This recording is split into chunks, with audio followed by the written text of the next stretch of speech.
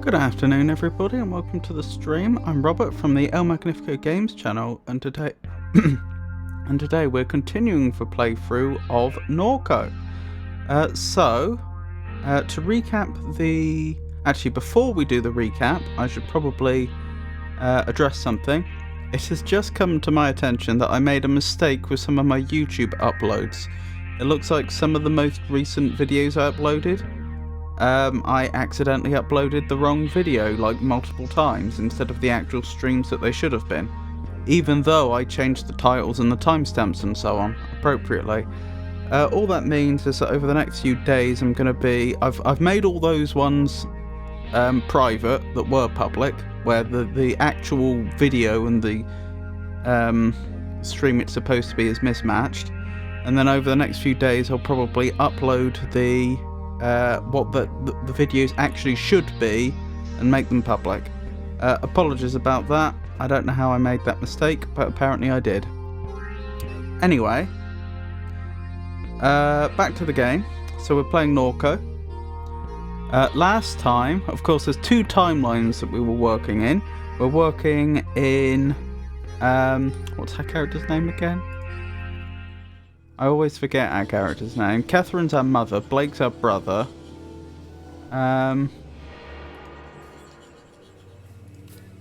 Oh, dearie me. Blue was our father. We are... I've forgotten. But anyway, our character...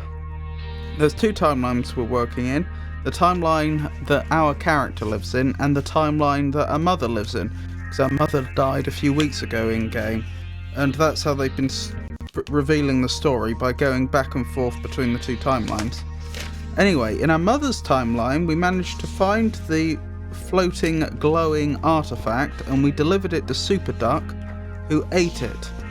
I'm still a little unclear on whether we actually had any choice there. Kay, that's our character's name.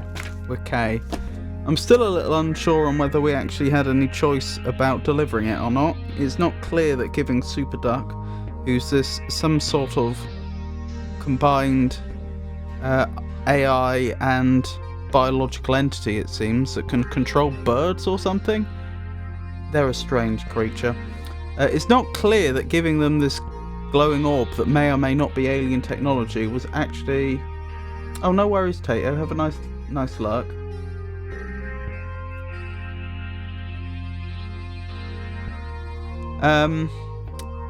What was I thinking?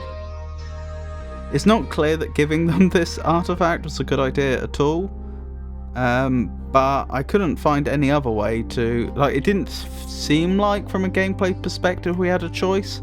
So they've got the artifact now, and I suspect that was the last time we were going to be playing as our mother.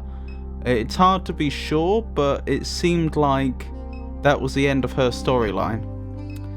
As for what happened to us, Kay, we managed to get a hold of a memory card. I'm trying to remember how we got that memory card. I remember it was disguised as a discount card for a certain store, which it wasn't at all. That was just a disguise. How did we actually get it? Oh yeah, we broke into S.H.I.E.L.D. headquarters, didn't we? Because S.H.I.E.L.D. operatives broke into our house illegally and took some stuff away. We then managed to break into their headquarters, steal the memory card back. We put it in the statue of the Virgin Mary outside our house, which is actually not a statue but some sort of device. That opened a trapdoor in the attic, and from there we were able to descend into a special office for our mothers that we didn't otherwise know about. And then Million, the family android, turned hostile and attacked us. And then it sounds like, from what we've been told, we would be dead if it weren't for the fact that LeBlanc was nearby at the time. How he knew to come in there, I'm not sure. I think he said he heard noises from the outside of the house. I know this office isn't far from our house, but you do wonder if he could have heard us from that far away. But anyway, that's his story. He apparently busted in and then shot Million until Million was no longer operational. And then we woke up here. Our brother is still missing. So that's the situation. That's us hopefully all caught up. I realise that there's a lot of story to this game, so if you have any questions, don't hesitate to ask. Oh, we got a face paint kit. Stop touching that, unless you want to see me clown up. What else do we have in this room? I'm not sure. I should probably examine this just in case. Yeah, there's nothing there. Being an adventure game, I need to check everything just in case, you know, there's some vital object that's hidden or something. Place next door complains they can see me. Told them to look the other way. Ain't like I'm making you watch. I think they... Okay. Well, quite the character, this LeBlanc. That's where I keep track of all the dead bodies I found. You can find a lot of dead bodies if you go looking. Kind of like a treasure hunt. Okay, I should point out that LeBlanc is a private detective, so that's not quite as creepy as it may first seem. But still. I think we're done in here. And we should probably head immediately back to... Oh! That's a tortoise. And who's that? Is that one of the Garretts? What I was going to say is we should head back to the house and make our way back into that secret office and see if we can get the brain scan of our mother before she died uploaded onto our phone. Now that's quite the sentence, isn't it?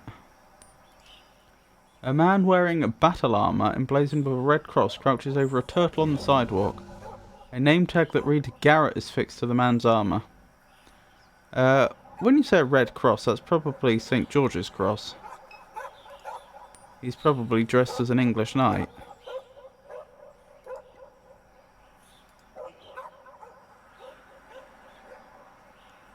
I don't remember what voice I had for this individual, if any, so I guess I'll just come up with another one.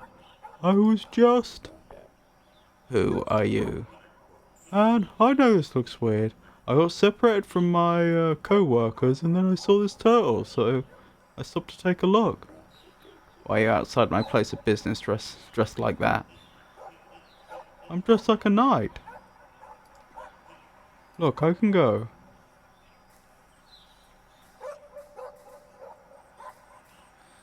Where are your co-workers?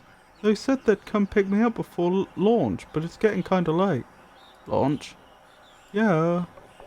What's that mean, launch? I don't know, man. We're supposed to do this thing tonight, but it kinda fell apart at the last minute. Why are you here? For work, I guess. What kind of work? Spiritual work. Kind of like yoga, or, no, more like outer space stuff, rockets. We're into self-improvement, weightlifting, things like that.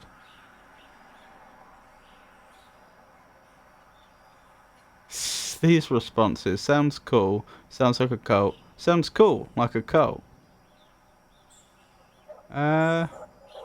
So, is our character completely unaware of the Garrett situation? I suppose so, because we only interacted with them when we were playing as our mother. Sounds cool. It really is. We're blasting off into space to meet up with fellow Christians. They live on a moon that orbits Mars. Okay. Where'd you get the costume? It's not a costume, I'm a sculpture of Christ. Soldier? Who do you fight? Scum, mainly. Scum? Downtown hipsters, punks, that sort. Why fight the scum? Because they think they know everything, but they don't know everything. They think everything they do is morally superior, but it's not. They just make the world worse, but insist on making it better. I don't want to be in your club, okay? You people are uptight. Stop calling me that. I'm nothing like that. I'm just a guy. I'm Caleb. I mean Garrett. I'm Garrett! Where'd you get the costume? Fine, but where'd you get it? The party supply warehouse in Kenner. They gave us a group discount. Gave who a group discount? Me and my co-workers. Did I miss any options? Where are your co-workers?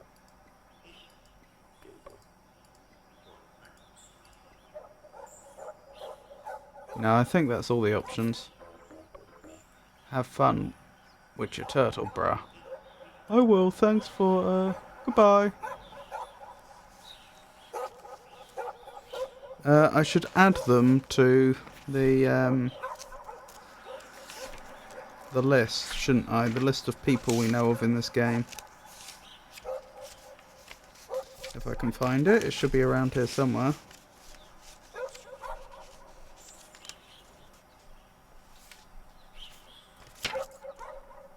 Now, that list is full. Did I start a second list?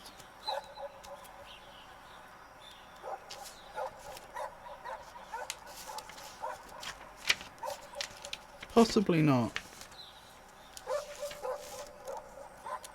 Just going from my notes.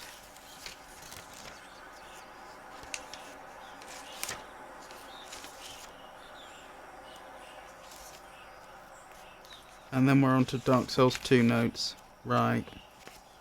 Let's start another page of Norco notes then. So we have Garrett Caleb. So he's a member of the Garrett cult. How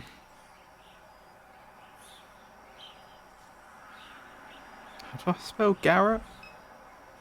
2 R's, okay. Garrett, Caleb, Turtle. Oh, that's a tortoise. Tortoise. Right, hopefully I'll remember who he is. He's not Bruce though. That was another one of the Garretts. I'm trying to remember, who is it they follow? Well, we should probably check for all the updates here. Garrett.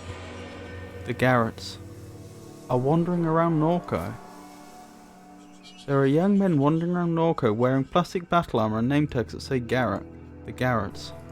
So that's all we know about them right now. Something in the lake. Mum saw something in the lake. What is it? A vessel of light that has remained hidden in the lake for decades, or a visitor from a distant star, or a hoax, or an angel, or a military weapon, or a drone, or distortion created by gases combusting in the swamp, or something else. Laura St. Clair wants it. Laura St. Clair wants to find the entity. S.H.I.E.L.D. is pivoting towards off-world mineral extraction, and Laura believes it holds the key to advanced space travel.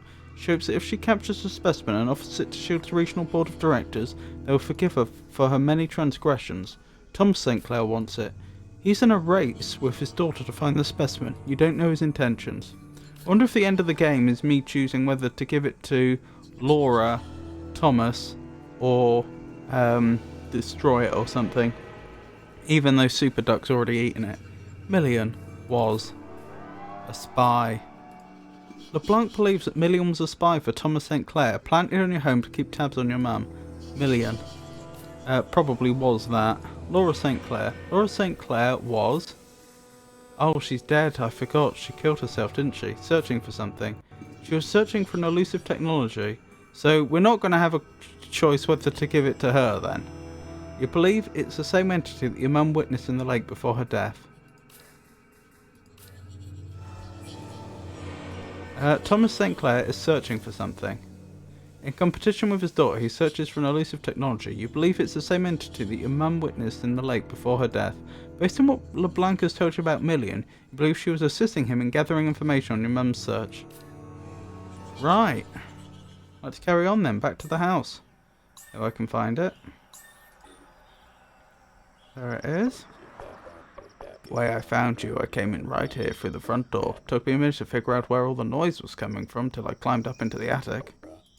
They had a leader that went down through the attic into a closet, like a haunted house. Sorry, they had a ladder that went down through the attic into a closet like a haunted house. I got down there, seen the robot had its claws around your neck, so what I did was, I kicked you out the way, probably kicked you pretty hard to come to think of it. Robot's face was all open up. She had, I don't even know what it was, a big glowing tumour floating in her head. She tried closing up her head to protect it, but I already had my 9 drawn. I popped her a good few times before she could snap her face shut. She whined a little bit and fell over. Wasn't easy getting you back up that ladder, but I managed. Let's go check and make sure the robot's still there. Maybe have a look around that room. Interesting, because I remember the whining noise as Million opened her mouth and the glow that was coming from it. But I don't think we ever established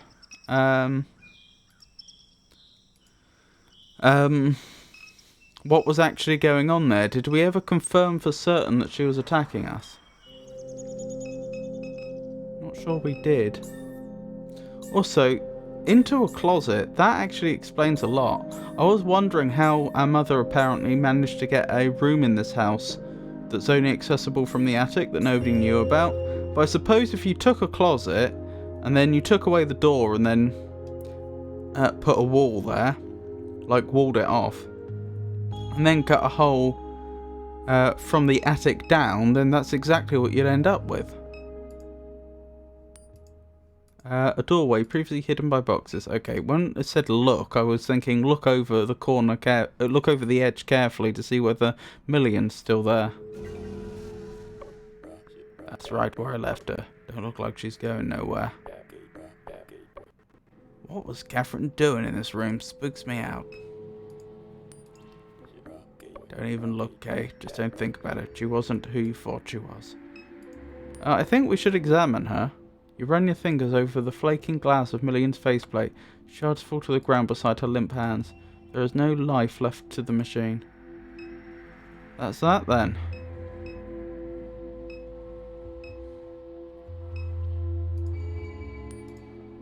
At the centre of the table sits a cheap plastic electronic device.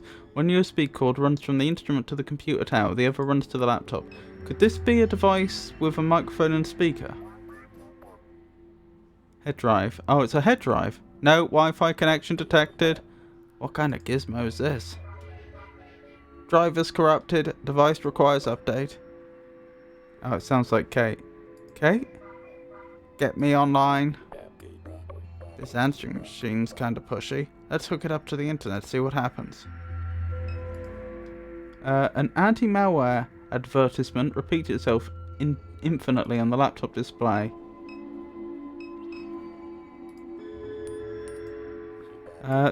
This is a military-grade signal jammer. No wonder I can't pick up no service at the office. One of these is enough to take the whole neighborhood offline. This signal jammer is... oh. Take someone with expertise to disable one of these things. Need me to handle it?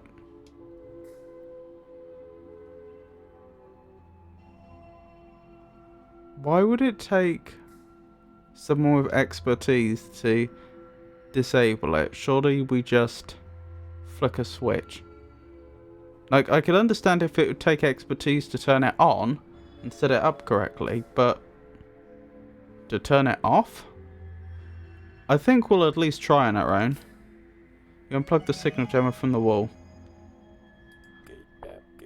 That thing should have a connection now.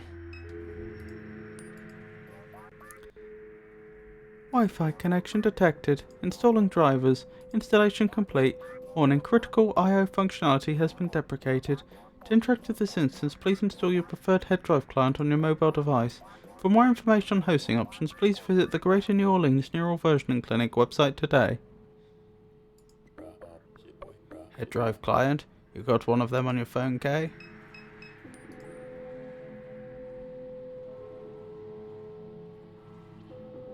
Yes, apparently. Compressing local artifacts. Resolved. Establishing remote connection. Kay? Enumerated items. Kay? I'm speaking to my daughter. Catherine? Yes? Is this really happening? I think I might be drunk. Face enumeration module. Conflict detected. Can you... Attacked Kay. Attacked Kay? You talking about Million? What is Million? What are you talking about, Kate? How are we even having this conversation? You pull the phone from LeBlanc.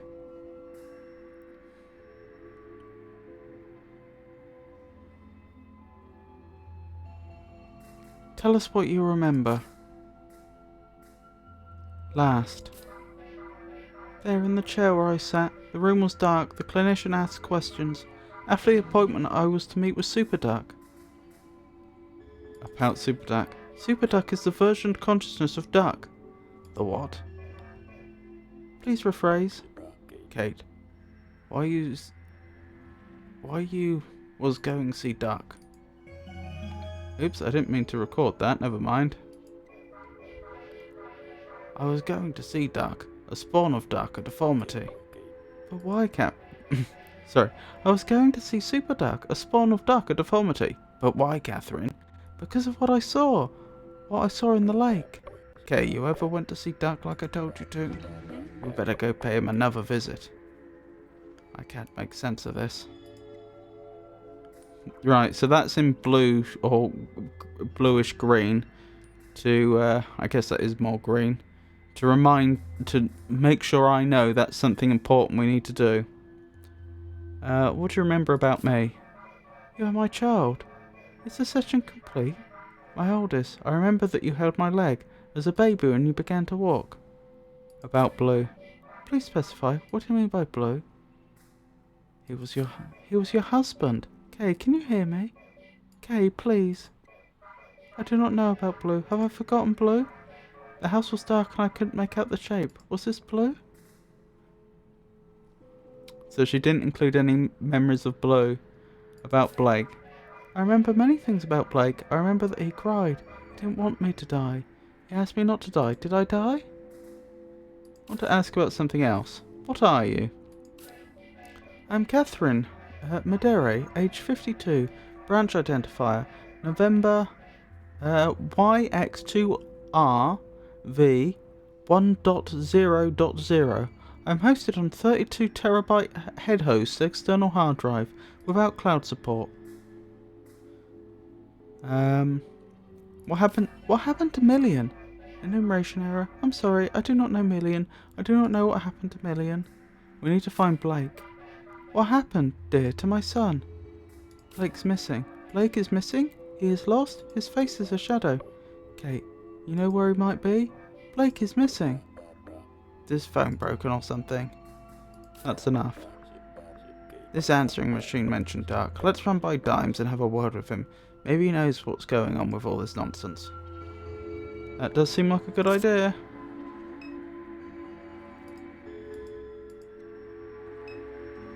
I can't help but notice we can interact with the laptop, but we don't really have anything to do with it right now.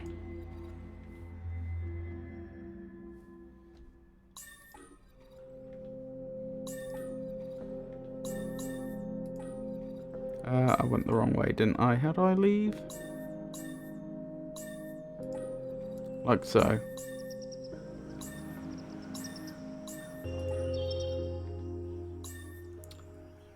Actually, to get to Duck's house, don't I have to... Oh, sorry, Domain, not Dimes. Why would the Garretts be blocking entry to Duck's house? What do they have to do with Duck? That's very odd. That's very odd indeed.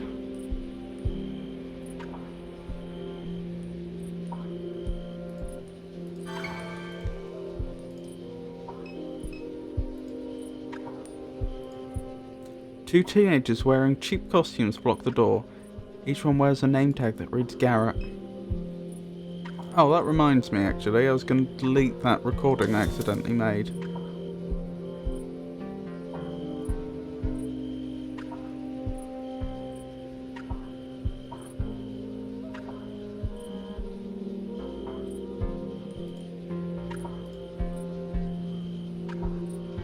Oh, I actually have a very useful recording on here. Prayers up, boys, we're going to Mars. I don't know if that will help our character understand what's going on, since I'm not sure the game devs thought of that. But still. It's a good point. There's probably all sorts of useful things that would have filled in extra details for K, which I could have recorded had I known. But it's a way a developer could have introduced interesting extra endings or optional sections. Potentially. This must be them co-workers that young man was talking about outside my place of business. LeBlanc regards the teens. Happy Halloween, kids. You look like a couple of soda cans. Get off my lawn! So you'll work with that other fellow outside my place of business? We only work for ourselves. We don't answer to anyone. We're free Garrett's. Alright, whatever. Where's Duck? Where's Duck? That's what I'm asking you. Deus Vult? Excuse me. Getting a little fresh? I think I might have to beat you up. Seriously? Let's kill him. I don't know. I could if I wanted to, I just... Silence, Garrett. I can't see out of this thing. Stand tall. The barbarians are at the gate. The adolescent turns towards LeBlanc. Ready yourself for death. I mucked up the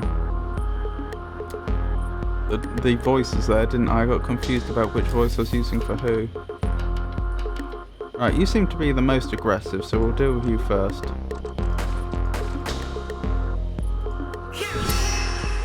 Ow!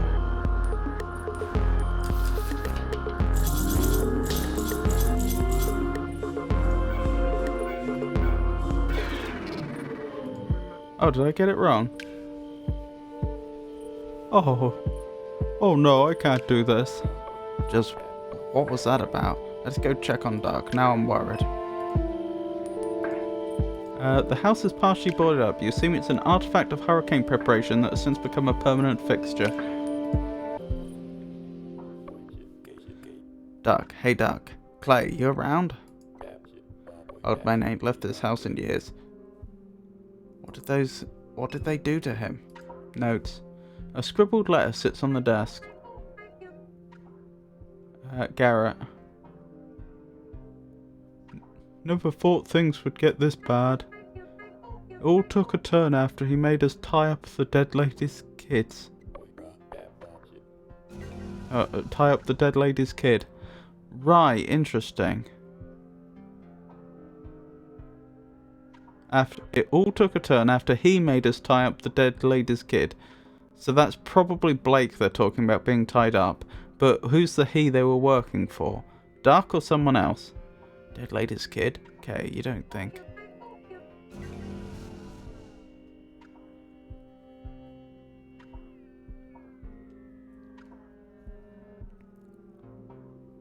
Then he tossed John's head in the water.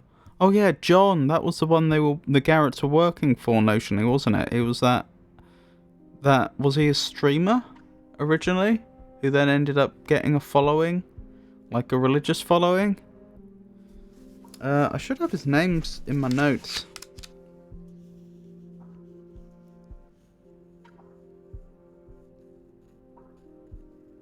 I wonder if they were working for Paw Paw.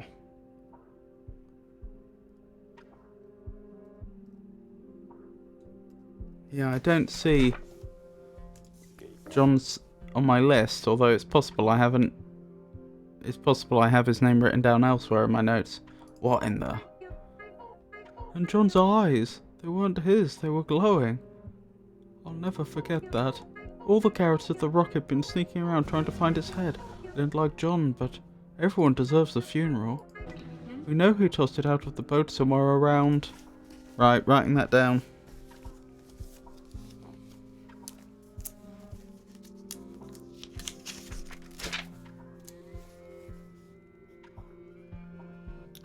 Game's taken a bit of a turn, hasn't it? Although we did know poor Paul had violent intent for John.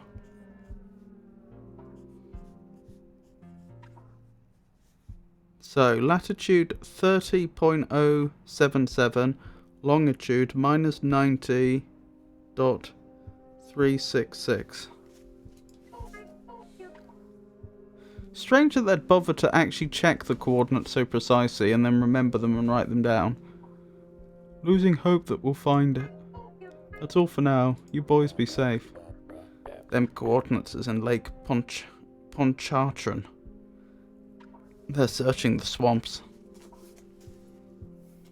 Lake Pontchartrain, right.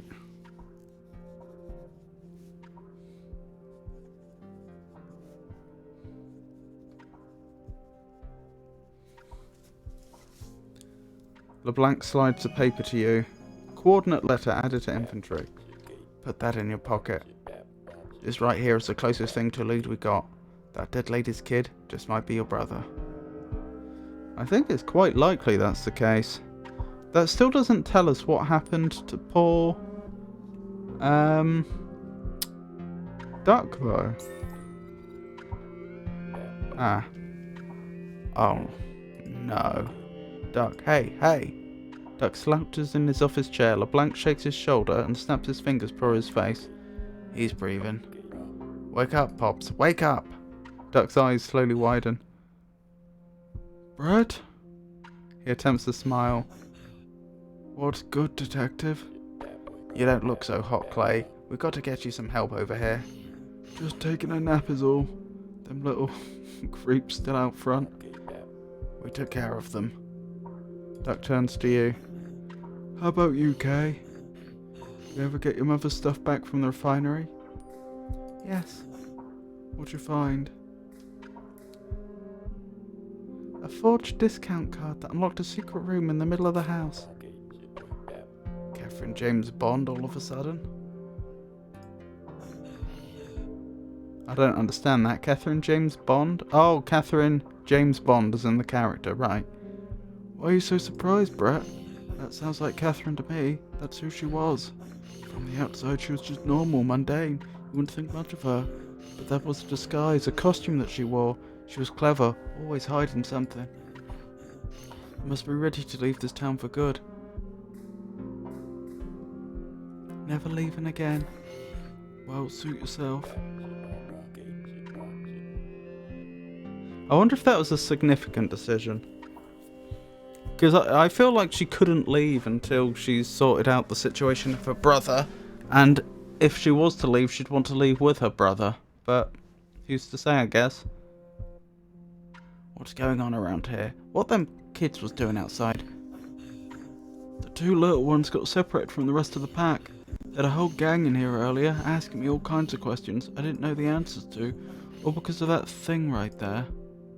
He lifts his frail hand towards the device on the desk. Biggest mistake of my life. How they managed to find it is beyond me. Thought I'd lost it years ago. Figured it'd come back to find me. So... What is that device? That is a head drive. That was the head drive I was telling you about earlier. It has my brain sitting in it. Gave birth to that monster that calls itself Super Duck. The one your mother got mixed up with. But the head drive seems more or less broken now. Tell us about the intruders. Where'd they go? Don't know, couldn't even guess what all this is about. But they mentioned your mother, said they have her. They have Kate? Sorry. They have Kate? How? That's what I'm wondering myself. Catherine's lying in a casket on River Road. Them dummies probably grabbed the wrong person. Or did they? Could she still be alive? What would they want with her? You think I know, Brett? What about Blake? They say anything about him? Nothing about Blake, but wouldn't surprise me if he's in the mix. Takes after his granddaddy. What were they asking? Asking me to take the head. Asking me to talk to that drive. Interpret what it was saying. Something about needing to find a rock or, no, a stone. I just kept my mouth shut. I don't want a thing to do with that head drive, it's a curse. I guess they figured it out on their own because they sure left in a hurry. Why didn't they take the head drive with them?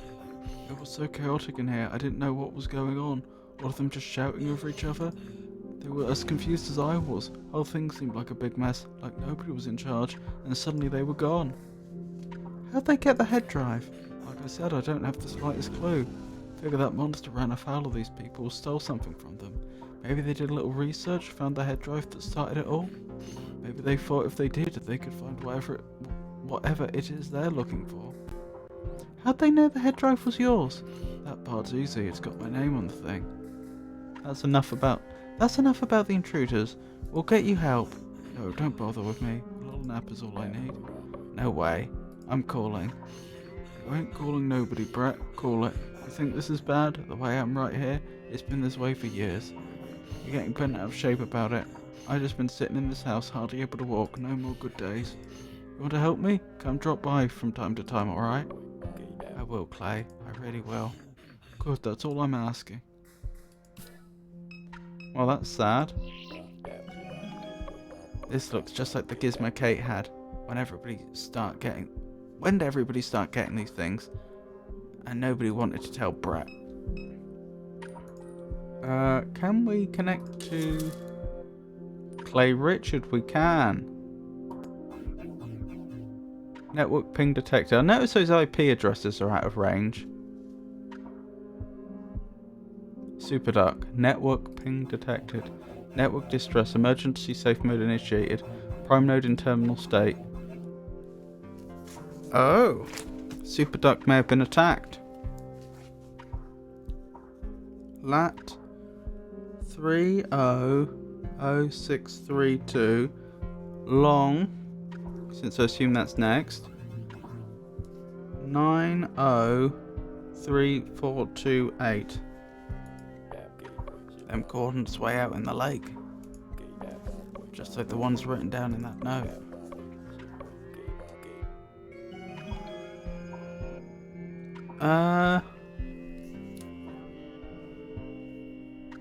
Actually, that's the point. They're both negative. Whereas I don't think in the note they both were, but I suppose they're meant to be. They're not that close together.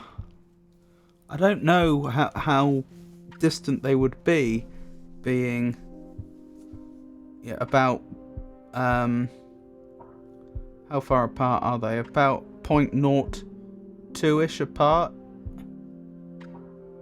I don't know how many meters that would correspond to. 0.02. Probably quite a lot. Your truck got gas? I think we'll be taking us a little trip to the lakefront. I'm ready when you are. Yeah, those IP addresses are obviously way out of range. Superduck Prime Node. Well, we've got us some leads. Catherine Madere.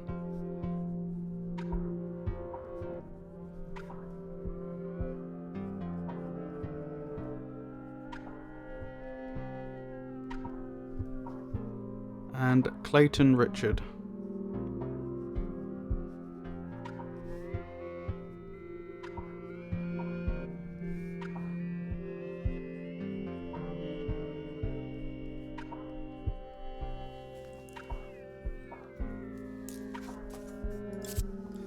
Right, anything else here before we head off? Don't think so. You peruse the titles on the bookshelf. Yeah, we've already read those. Right, we better head out. See what we can do.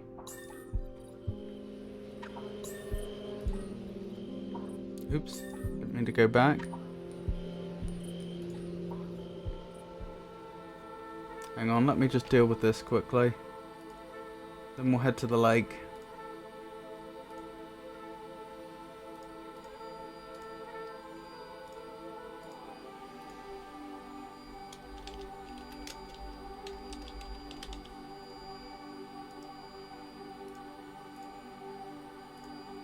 Excellent.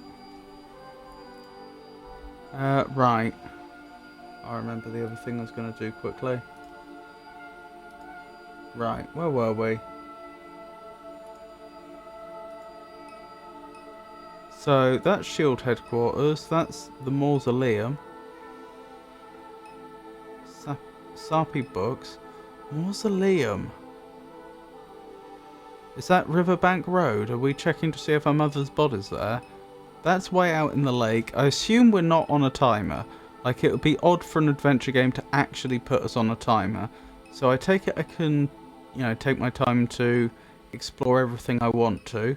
My recommendation is we go to Sarpy Books, we check if the woman that works there, whose name I've forgotten, is still angry at us after we petted that cat until it became so happy that it lifted off like a rocket and went through the roof.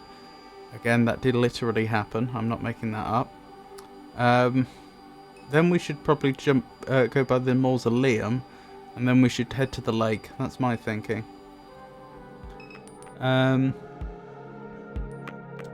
should also probably check the mind map because there have been a number of updates. Right, sunken head. There's a head in the lake. The Garretts are looking for it. Super Duck. There's a viral fork. Super Duck is a viral fork of Duck's consciousness created by the same neural version clinic that your mum visited before her death. The head drive that once hosted the version somehow escaped Duck's possession and spread like a network virus. It eventually manifested itself physically into what Duck describes as a monster. Super Duck. When it says somehow escaped his possession, and that's before it became a network virus, I wonder if someone else came along and manipulated it. You know, someone stole it and did something to the head drive. Your mum was conducting research for the monster known as Super Duck shortly before her death. Super Duck. The Garretts. May have Blake and your mum. You found a note at Duck's house that suggests the Garretts may have kidnapped Blake. Duck also heard them mention that they have your mum. The Garretts are looking for a decapitated head. Somewhere in the lake. The Garretts found Duck's head drive. They managed to find the original head drive that spawned the monster called Super Duck. Duck believes Super Duck stole something from them, and they want it back. That'll be the stone. They bought the head drive to Duck in order to force him to communicate with it. He refused. The Garretts are in a state of disarray. Duck says the Garretts left his house in a state of disarray and confusion. As if there was a breakdown in leadership. There was, because John was killed. They left in a hurry, however, which may suggest that they found what they were looking for. And Million was shot in the face. After discovering your mum's head drive, Million attacked you. So that is confirmed. It was an attack. LeBlanc was passing by the house, heard the commotion, and rushed to help. He shot her multiple times, destroying her processor. Ah, is that the thing that was glowing? Interesting. Right, let's see if they're still angry at us. Still not over the crouton thing? That was the cat, in case you're wondering.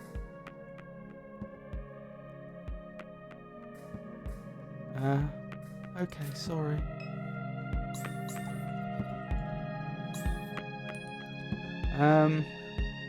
Right, where are we off to now? The mausoleum, wasn't it?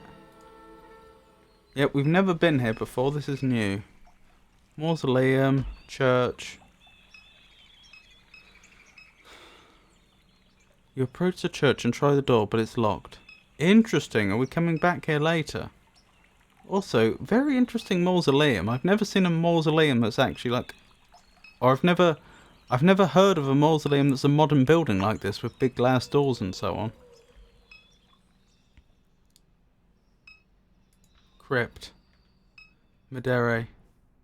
The face of your mum's crypt is damaged with cracks running along the edge. What a mess. Looks like somebody tried to get inside the thing. All you need is a pry bar to get it open.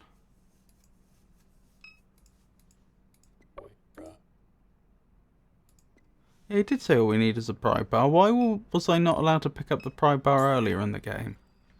Because I know exactly where the pry bar is, and I tried to pick it up earlier and wasn't allowed.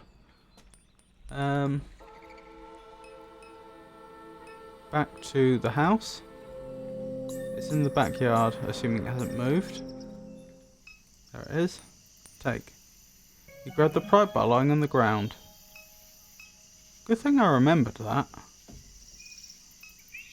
Also, why are we using the truck if there's only two of us? Why have we not gone back to the motorbike like we were using when there was two of us before? A disintegrating crab net. Okay, we can't use that for finding the head then. Just something that crossed my mind for a second. Right, this might be pretty grim. Interesting that someone did... Oh, look, they've got little... In each of these crypts, they've got a little, not quite a vase, but a little piece that comes off to put flowers in. What was I thinking? It's interesting that someone tried... They say they've got our mother, but someone had tried to break into her crypt, but apparently was unsuccessful. So presumably they don't have her body, because otherwise they would have been successful, I would assume. Or maybe they do genuinely mean they managed to get her body.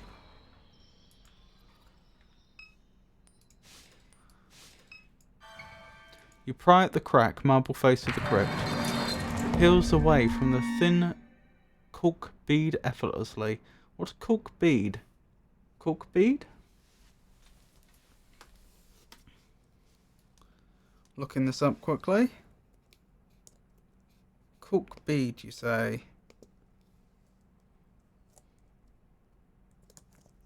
Cork? What's cork? I fill with limestone. Caulking, a composition of vehicle and pigment used at ambient temperatures for filling, sealing joints or junctures that remain elastic for an extended period of time after application. Alternate form of cork, pointed projection on a horseshoe. Nautical slang for a short nap. I think they're talking about a sealing material used to seal joints between heterogeneous materials in many kinds of construction and manufacture. Right. So you called it cork bead, did you?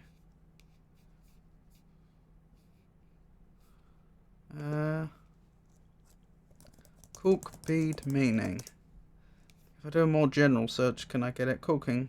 Lay a better bead. Tolling the bead sets the cork into the joint and removes excess product. Right. Oh, there's a Wikipedia entry on cork. Cork, also known as caulking and caulking, is a material used to seal joints or seams against leakage in various structures and piping. The oldest form of cork considers of fibrous materials driven into the wedge-shaped seams between boards on a wooden ship or boats. Cast iron sewage pipes were formerly corked in a similar way. Riveted seams in ships and boilers were formerly sealed by hammering the metal. But still no reference to bead.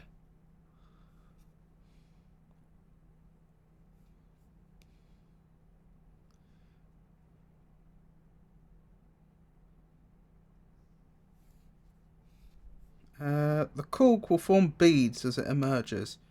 Try to get continuous even bead along each length. Keep a damp rag dipped in water or mineral spirits handy for fast wiping of mistakes to stop the flow of cork. Right.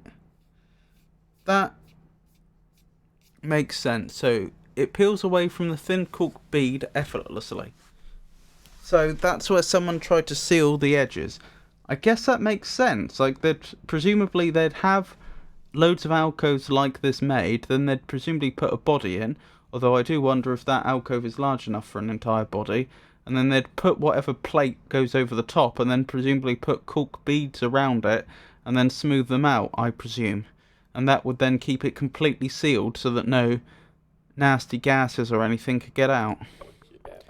Would you take a look at that? They ain't got a casket in there. Blank surveys the opening to the crypt.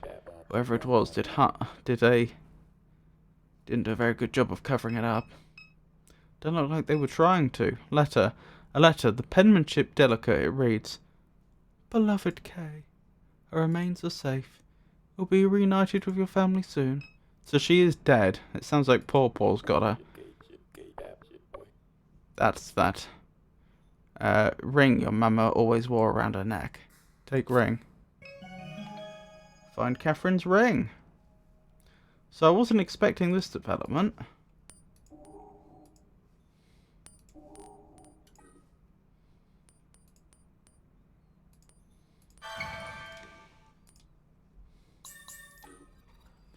Right, time to go. So we visited the bookstore, and we visited the crypt. I guess now it's time to go to the lake. Okay. Just slow down, kid. Road's washed out up here. Oh, we're looking at the sky. I was trying to figure out what that was. What does it mean to have a road washed out? Just like waterlogged. You continue to accelerate, but the truck stays put. Goodness, Kay. What'd I tell you? Got any recovery gear on this thing? Oh no. We're on foot now, I guess. What's a recovery gear? Looks like there's a fishing camp just up the road. Want to reach the coordinates, we'll need a boat. Bet they got one we can borrow. Is recovery gear to help you get out of mud and possibly snow and what have you? Anything that might give a vehicle difficulties? I assume so. Is that a thing? Recovery gear.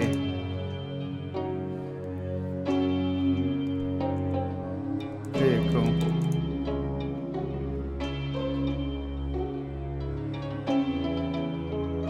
Oh, I see. It's just recovery equipment.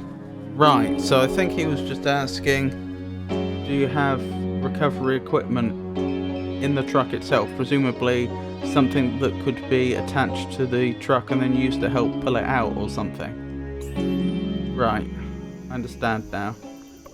It's not like a gear as in first gear, second gear, reverse, that sort of thing. Hey, I know just where we're at. That's Peachy Doohan's fishing camp. Me and my daddy Boris lived out here for a time.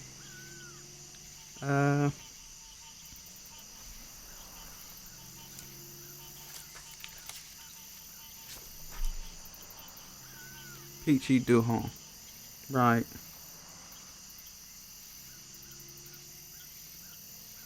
Fishing camp owner. Noted. Old man Peachy hated me. And that's the Interstate 10 overpass over there. There's a map on the bulletin board. Might help refresh my memory. I wonder who we got to talk to get a ride in that boat. These coordinates we got are all the way out in the lake. Well, that's a good place. That's several good places to start. Let's look at the map first of all. Let me take a look at this map right quick so I can get my bearings. The detective inspects a map pinned to the bulletin board, tracing his fingers along the bayous. What is a bayou? I thought it was just another name for a swamp. But the whole area is swamp, isn't it?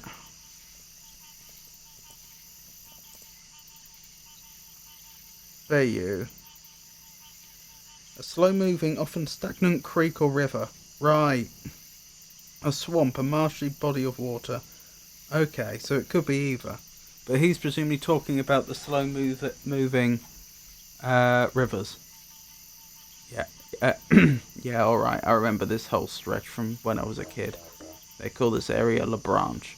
Used to be an old fishing village up until a hurricane knocked it out the lake. Peach's camp was the only building left standing. That's where we are at now. Trepagna's Pond is just across the bay. Named it after the plantation man from back in the old days. Sorry, after a plantation man. I should be writing these down, shouldn't I?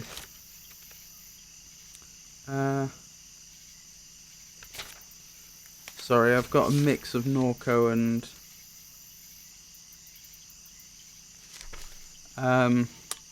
Dark Souls 2 notes. So it was La Branche, Peachy's camp,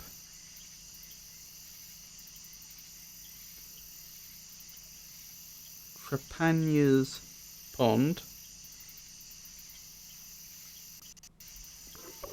then you got the Interstate Canal. The government dug that to build Interstate 10. They had a whole lot of salt water into the swamp in the process, killed off a lot of the trees. Oh, that's not good.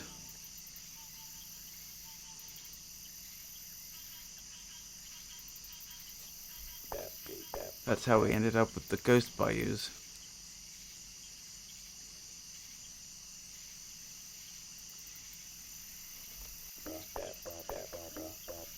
them just some old bayous without any trees left standing. The banks eroded with no roots to hold them in place, so you can't hardly see where you're steering a boat before you run it aground. Weren't just the government's fault though. Long time ago they used to log these swamps for timber, left scars all over the place. Like the logging wheel. Reason it looks like a wheel is because they'd park a big pool boat right there in the centre. Them guys would start chopping the trees down, going out in one direction, then another, like the spokes of a wheel. They call it a pull boat because they'd hitch the trees onto a big rope, and the boat at the centre would pull the trees in. They'd hang a drum on the boat about the size of a car. The drum would spin to wind up the rope. Big coal-fired boat. My granddaddy told me it'd spit out smoke like you ain't never seen. Or coal-fired engine, perhaps he meant. Then come down there as the lower suction canal. What do you call it? Logging wheel, was it? Logging wheel. Suction canal. This is all very interesting, and I suspect it's based on things that have happened in real life. There's probably are things that have genuinely happened. Then down there is the lower suction canal. Lots of people died on that canal when the hurricane came through and took out La Branch. They got people go scuba diving in there looking for treasure lost to the storm. Not always easy to find your way around the area. Good thing there's a map. It looks like somebody stuck a note to it. A name tag pins a hand-scrawled letter to the board. Garrett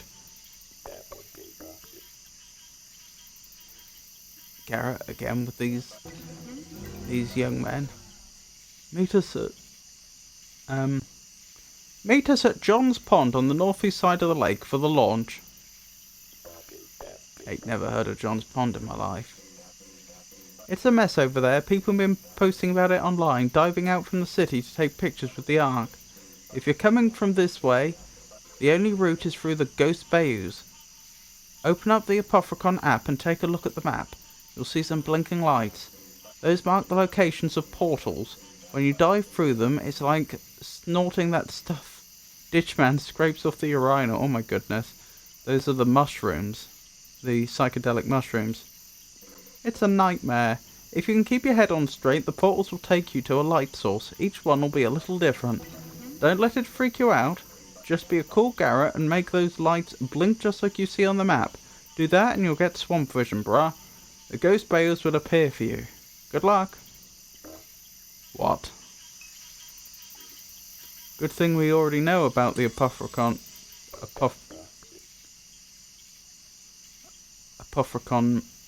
app. What's that about? Do you see that? I held the phone up to the map and it shows some little blinking dots. The one at the logging wheel is blinking real fast. The one at Trepanier's Pond is blinking slow. Move your phone around to the map. See if there's more. Okay. Logging wheel. Let's see. 1, 2, 3, 4, 5, 6, 7, 8, 9, 10, 11, 12, 13, 14, 15. That's about 3 times a second.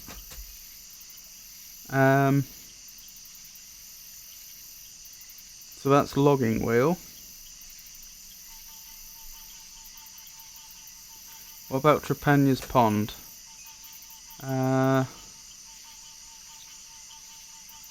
1, 2. That's about once every 2 seconds. Approximately. I may be obviously out by a bit.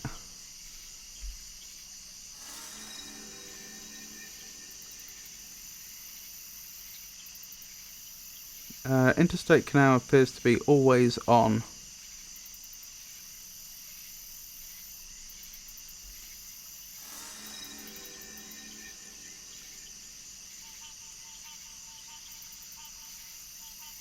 Lower suction.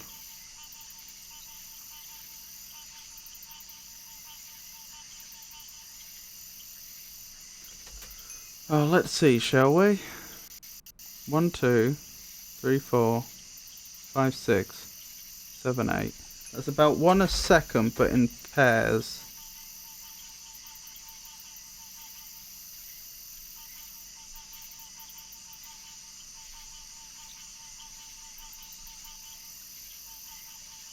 Yeah, it's like it does 2, and then it's like it does 2 in, I don't know, like, what's that? A second, and then waits a second?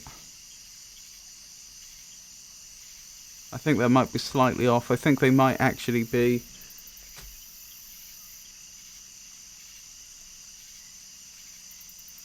Maybe it's waiting 2 seconds, actually. 1, 2, 3, 4, 5, 6, 7, 8. 1, 2, 3, 4, 5, 6.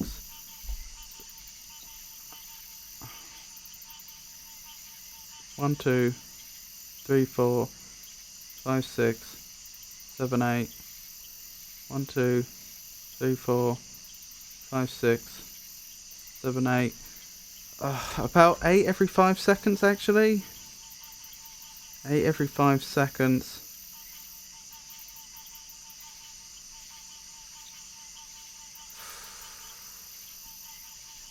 So that's about once every half second. Obviously not quite, but I suspect they've gone for simple ratios.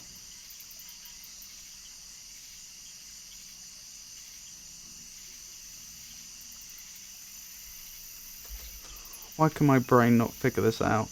That's about a second. I'd say it's averaging, so two a second. Could it be that much, really? 1, 2, 3, 4, 5, 6. 1, 2, 3, 4, 5, 6. 1, 2, 3, 4. No, I think I was right the first time. I take it back. I do think it's about 1 a second. I was getting about 6 every 5 seconds that time. I did it, not 8. Yeah, it's averaging about 1 a second, but clearly it's, as I say, it's like, it's not, they're not evenly spaced, so they come in pairs.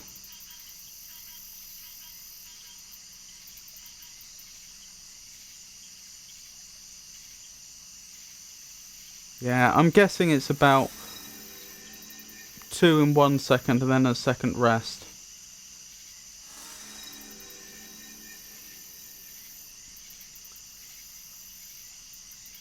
Okay, hang on. Let me just check the far side here, just in case. Yeah, nothing there. Swamp Way. Book your ideal stay in Louisiana's natural wetland habitats. With short and long-term options available, you can live like a local in one of America's most mysterious regions. Swampaway is committed to sustainability. We believe in rebuilding Louisiana's wetlands for a greener, more verdant future. Book before the new year and receive a free snack pack delivery. Wait, what was that? Free snack pack delivery during your stay. Crabber's letter. Ever been raising my traps? Going to die. Got shells? Rangia clam shells? Yard full of them. I stay in La Place. Call or text. Peachy lives. Interesting. Right, I think we're done there. Fisherman. A man fishes from the dock. Evening. That your boat? Not mine. Believe that boat belongs to the camp. So they got the key inside one of them units? I suppose they do. Let's go pay the units a visit. Okay, see if we can get a key from one of them. Can you help us pull our truck out of the mud? You were racing down the levee, weren't you? She was hitting every washout she saw. Wish I could help. I got a winch on my truck, but it's on the other side of the spillway. You know Peachy? You know Peachy Doohan? The old man who owns that camp? Sure, I knew Peachy. What do you mean, new Peachy? You ain't seen about it on the news? Peachy been dead a long time, maybe 10 years. Come on. Yeah, Peachy been dead, and he took several others with him. The man finally cracked. Wow, figured it might end up like that for him. He was a bad dude. He said anything about me before he died, Brett LeBlanc? What? Anything bad about me? I don't think you understand what happened here. Vici locked himself in that camp with 3 hostages and a pile of ammunition and refused to leave. Wasn't because he was mad at me, though. What sort of question is that? Forget it. So who's got the camp now? His grandson split the place into units and turned them into vacation rentals. All kinds of people pass in and out now, because they don't have any clue what took place inside there. You know anything about that note on the bulletin board? The one with the name tag on it? All I know is these boys been coming taking pictures of that map with their phones. There are always interesting types passing through since they turned Peach's place into vacation rentals, but these fellas are a different type entirely. Well, that was interesting. Nice little flatboat. Might be able to get to them coordinates we found back at Doug's house, but the motor takes a key. Oh, that's an interesting idea, a motor that takes a key. I'm sure that is a real thing. I just hadn't thought of it before. The I-10 overpass runs above a dredged channel from east to west.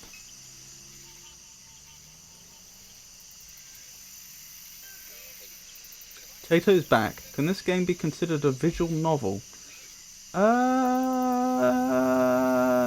I've not played enough visual novels to be sure. I mean, how much choice do you get about where you... In a visual novel, how much choice do you get about where you actually go? Like, are you choosing to go from room to room in a visual novel, or is it more scripted than that? Another thing I don't know is whether our choices matter, but then again, visual novels do sometimes have multiple endings, don't they? Yeah, it's a good point. It was presented as a sort of adventure game from a first-person perspective. But to be... that's an interesting one. That's a very interesting question.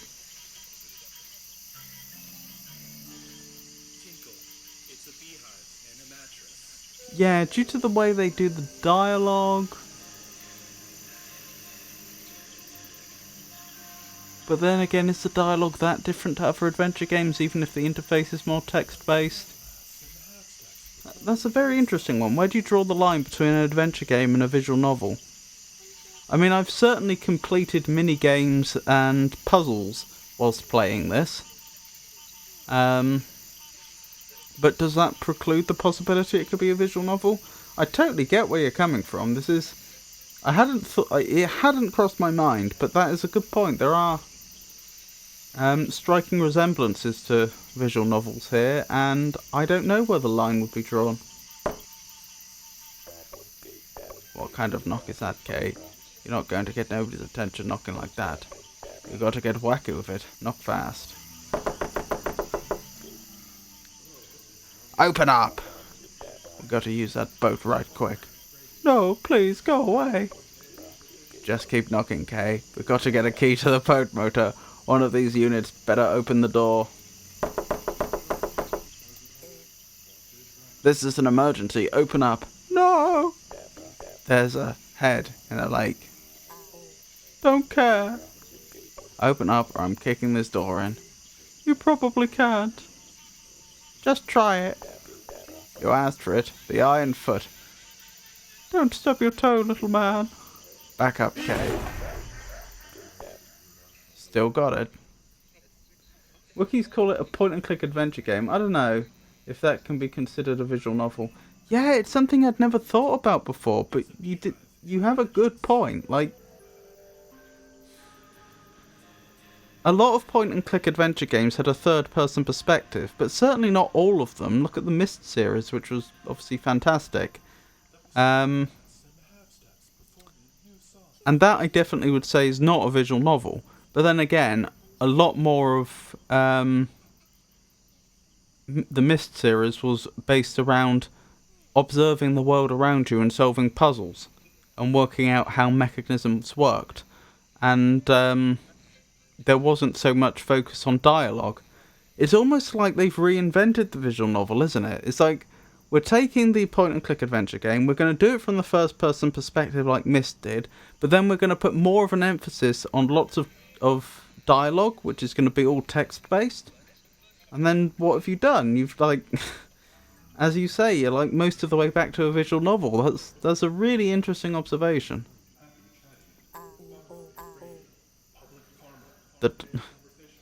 Who's speaking? Which of them? I don't know. The door was open. Swampy guess. Oh, sorry. Swamp away guess. Swamp away guess. Radio. Boat key. Listen, you're being a little aggressive. Bringing this kind of energy to the swamp goes against what this place is all about. I know it don't seem like it, but I know what you mean. We used to do some serious hanging out in this camp when I was a kid. My friend Nutty threw Mr. Peachy's goat off the roof while he was wrestling. No, that's not no. I mean, you're disrupting the harmony of the swamp by kicking our door in. Who are you? Wait a minute. This must be the same lady who broke in while I was away, the one who dropped her underwear in the bathroom. Oh, yeah, babe, it must be. So are you? Are you the burglar from the other night? I don't know how to tell you this, but I think your friend may not be telling the truth. You think I'm going to believe you, someone who just broke into my bread and breakfast? Get real. Maybe we should ask the fisherman if any of his stuff has gone missing. No! Oh? I mean, there's no need to alarm him. I guess you're right.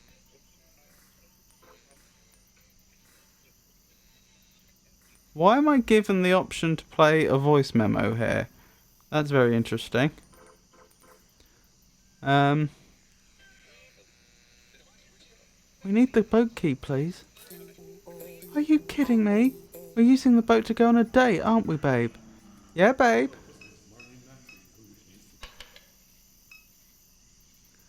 Presumably I can come back here if I leave.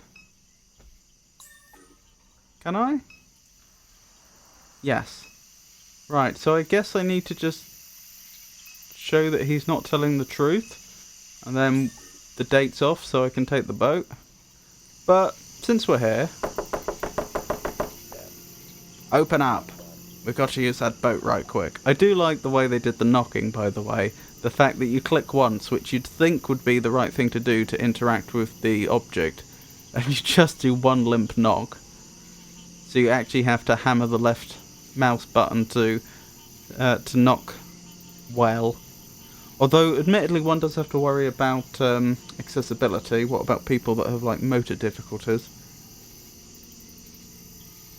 The boat came with the rental, it's ours. Let me just lay it out for you. This little highway rat right here is looking for her brother, you got me? We think he might be out there in the swamp. I wish I could help you, but we need that boat. Good luck. Nah, knock again, Kay. Just keep knocking till we get a key to that boat motor. They'll get sick of us eventually. Hey man. Oh, help me. If you need the boat so much, why aren't you using it? That isn't any of your business. We've been trying to save lives here, bruh. As are we. Save lives how? Through research, which this conversation is preventing me from conducting, so please leave. Good night. Knock again, just keep knocking. I can do this all night. Hey, come on. Please, I'm begging you to quiet down. Listen, I think we can work something out here. Trout, my cousin Susie's ex-husband. He bought 4 or 5 gold doubloons from a Canadian guy in Mississippi. He buried one of them under his mum's house. I'm over there all the time. I keep a few car batteries in her shed. This is all nonsense. I can't lend out that boat indefinitely, you understand? We need it. It won't be indefinite. We've got coordinates from some little gizmo sending out a distress call. A distress call? My partner Duck. Wow. The door slams open at the mention of Duck's name. So, yeah, a buddy of mine has this little gizmo. It's like, I don't know, an answering machine, I guess. It kept spitting out these coordinates in the lake. What else did you say? What else did it say? It said it's got a stressed out node. Something getting stressed out in the lake. Where are the coordinates? They're in the phone. It's the node. Figure you're right. And you two are just going to boat right up to it? Sure. Boating ain't nothing to me. Been boating my whole life. Why wouldn't we? Because it isn't safe. What other option is there? It isn't safe, Abby. Are you familiar with the network that some call Super Duck? Are we? I think we are now. Although not as familiar as our mother was. Right, Abby is a researcher.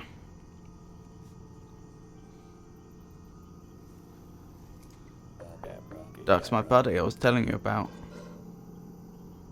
Clayton Richard? Yeah, Clay. Good buddy of mine. Dallas.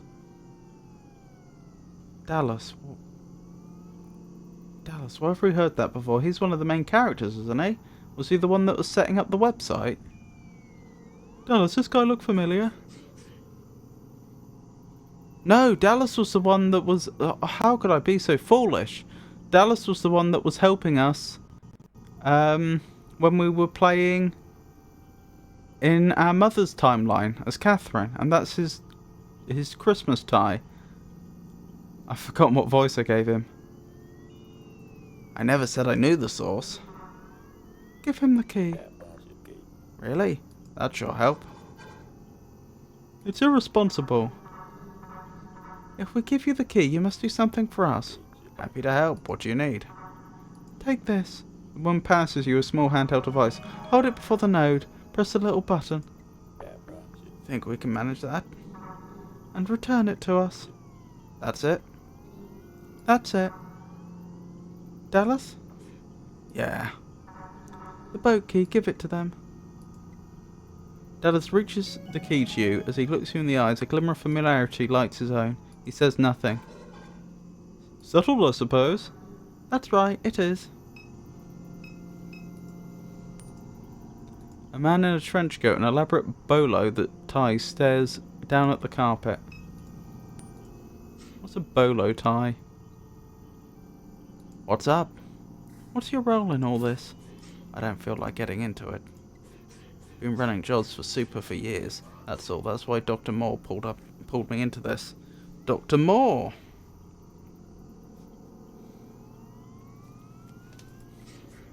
All my money is tied up in Quack coin, and now with the network down, Quack's worth nothing. So that's why the exchange rate collapsed.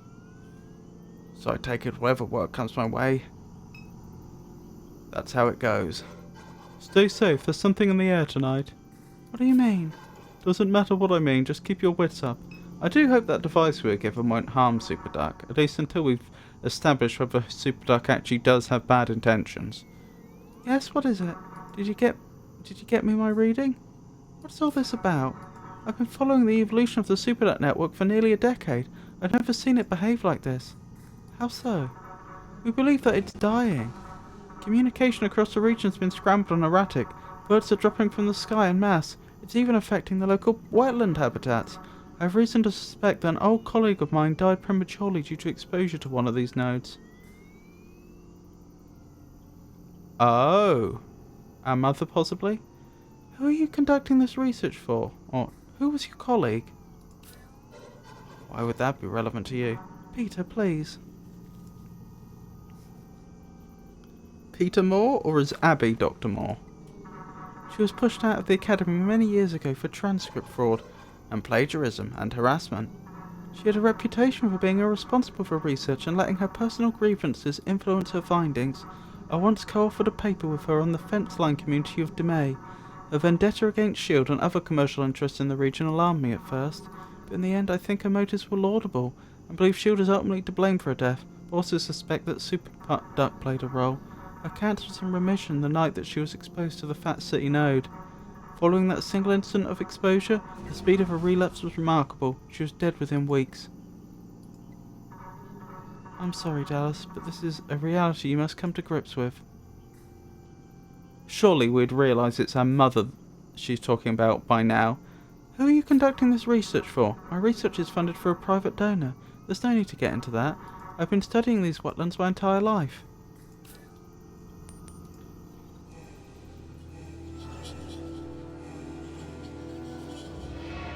Your mum was conducting research for who? For Super Duck. Your mum was exhumed. Her body was stolen from the Red Church Mausoleum. Wait, is she going to be resurrected or something when Super Duck dies? The Garretts are meeting at John's Pond. Later on, the fishing camp bulletin board instructs Garretts passing through to meet at John's Pond on the northeast side of the lake for launch. Super Duck is dying. A group of researchers at the fishing camp in La Branche have evidence to suggest that some event has led to the rapid decay of the Super Duck network. Super Duck may have contributed to your mother's death. Your mum was in remission when she visited the Super Duck node in Fat City. Following the exposure, her relapse was rapid and her death came soon after. The high-frequency radiation emitted by the Super Duck node may have played a role. Right, so it sounds like Super Duck, even if they have good intentions, does pose a threat to human life.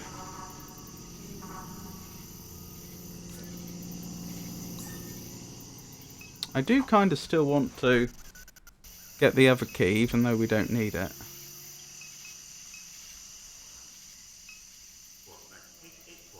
We're trying to mellow. Can you please just leave?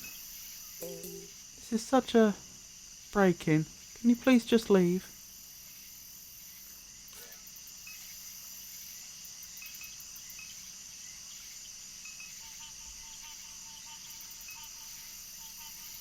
Huh, I do wonder what I'm supposed to play back. Maybe I need to get this other key later in the game. Maybe I get this one key now, and then for some reason I lose it, and then I have to come back to get the other one, and that's what I need the recording for?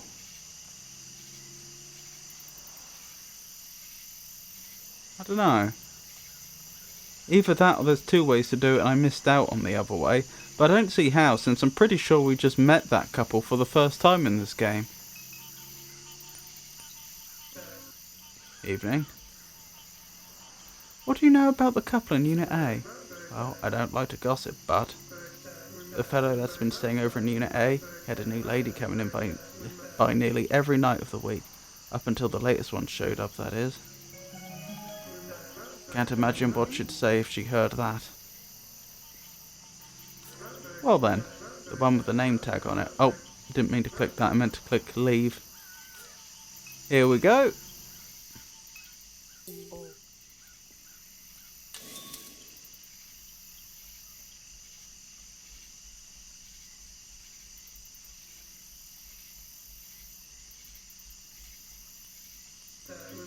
Here we go.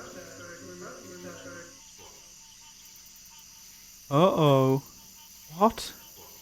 Babe, let's go take that boat ride. I knew it! I knew it! You said you wanted to open things up. You said that! I said put a ring on it! Babe, please. I've got so much love to give. That's not love, that's... Can you not talk about that in front of the guests? You mean the two burglars who just broke in? Guests? I can't believe I trusted you. Need some time alone. When are you ever alone? You're attention seeking. Bye forever. Babe, where are you going? Oh my goodness, there's a baby now. Forget it, Kay. We already got a key for the boat, remember? Oh, hey kid, didn't know you were there. Sorry about the door and all that. Okay, let's go. I don't like the way this thing's looking at me. I gotta say, the pixel art is not doing that baby any favours. So did she come with the baby? Or was he looking after a baby at the same time as he was having female friends come visit? Bit irresponsible for them both to leave, though, with a baby in there. In fact, technically, I know the game's not going to let us, but technically we should probably stay. You shouldn't leave a baby of that age alone. Like, even though this baby has nothing to do with us and they're not our responsibility, were one to find themselves in that situation, and the two people responsible for the baby just left, and you were the only person left, you probably should stay to make sure the baby doesn't get into any trouble. But again, unfortunately, I don't think the game developers thought of that. That baby's seen stuff. So it would seem.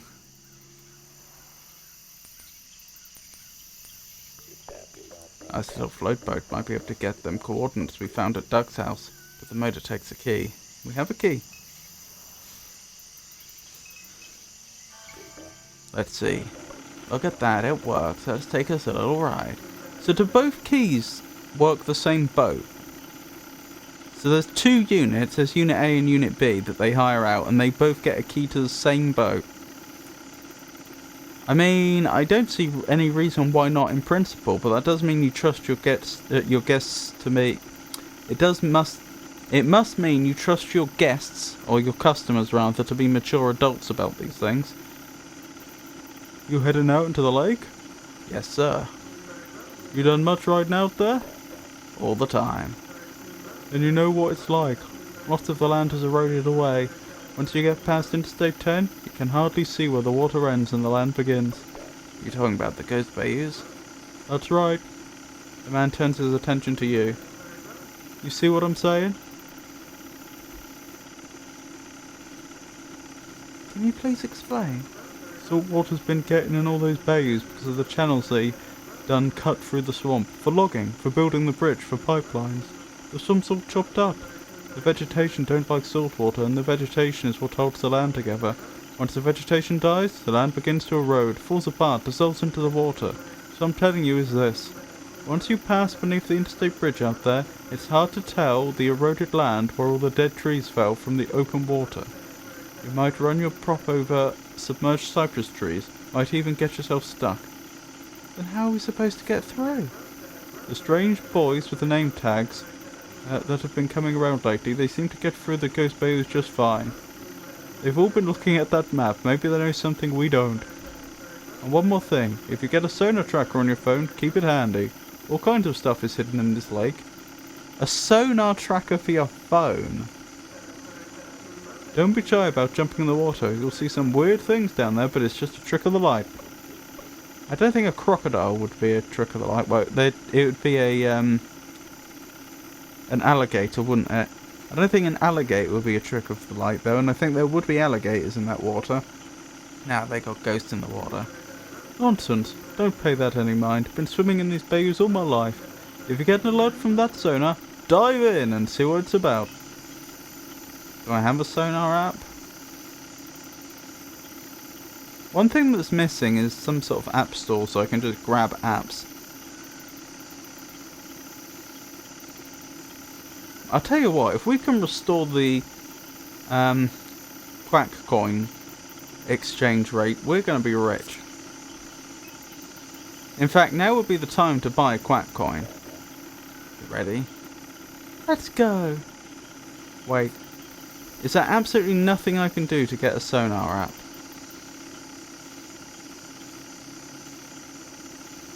I don't think so.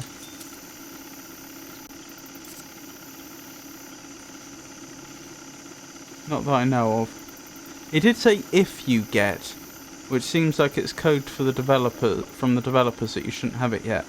Let's go. Alright, Kay, time to put on your detective's hats. You got your phone handy, let's take a look at the GPS. There was 2 sets of coordinates at Doug's place. One we found scribbled on a letter, same letter that mentions your brother, said they were searching for a head. I don't think that's your brother's head, that ain't what I'm saying, but I got a hunch all this is connected. The coordinates for that are on the northwest side of the lake, might be worth checking out. The other came from that app on your phone, it was putting out some kind of distress signal. Looks like that one's coming from Eagle's Pond. Both sets of coordinates are past the Ghost Bayous. We want to get there. You got to figure out how to get through the Ghost Bayous first, you got that? Now you do the driving. I'm going to loosen my tie and relax.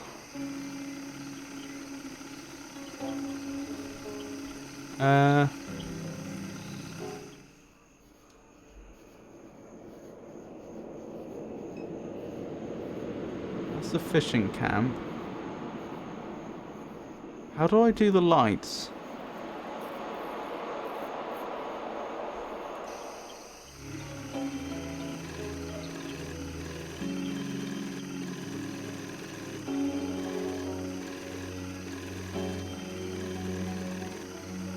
What's this? Boat position.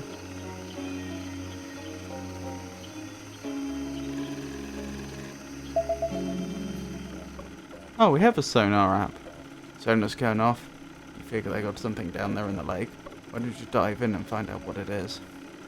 Okay. But be ready. What the man on the pier said is wrong. They got ghosts down there. A partner of mine dove in the water to drive a piling when he was building his camp. I don't understand that. Said he saw his dead granddaddy swimming around dressed up like a race car driver. Glad it's off my hours. I'd hate to see something like that, with the kind of hangover I got.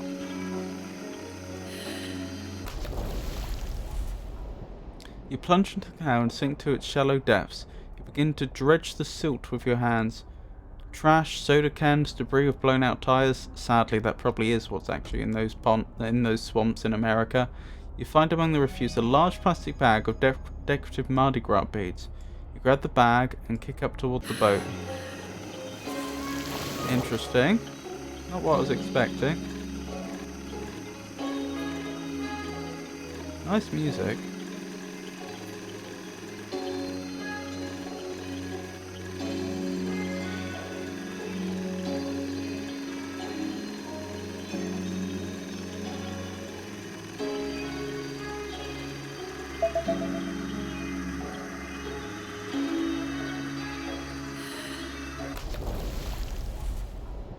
You crash through the shallow depths of the lake as the swamp spins around you. You try desperately to regain a sense of direction, thrashing further from the water's surface.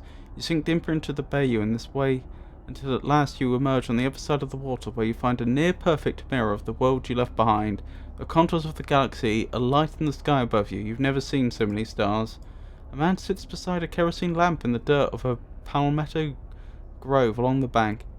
He rises to take a closer look at you. I watch this swamp from the tree shops every night, but never watch the water, he says. He reaches out his hand and helps you onto the bank. In the shadows of the grove are other figures whispering among themselves. This seems like a mighty long little tangent. The whispers are above you as well, in the invisible crowns of the cypress trees. You're one of the Trapania's children, aren't you? Who? The man whose property you're on, he says. His arpent stretches all the way to the river. He stares at you for a while longer, and then above you to the opposite bank. Lucky you're not one of his kin. Here's something coming his way. Someone from beyond the palmetto line whispers to the man. He backs away into the shadows. If you don't know this country, you'll need a light. The man joins the rest of the assembly, and they walk deeper into the night, leaving the kerosene lamp behind. The light is solid, unchanging. Turn knob. The light pulses slowly, regularly, rhythmically. Right, so we're going to this mirror universe to do the lights, I guess. Right. Hold on, eh?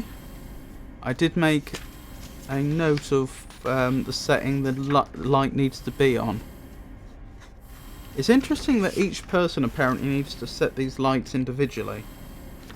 Like, it's not like one person does it and it works for everyone, or else the Garretts would have already done it for us.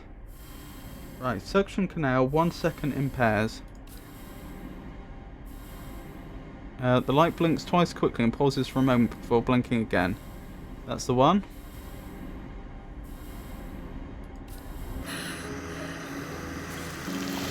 Wonderful. And the game's very helpfully left it on. I assume there's no reason for me to dive in again. The sonar was just picking up on the stuff we already knew was there.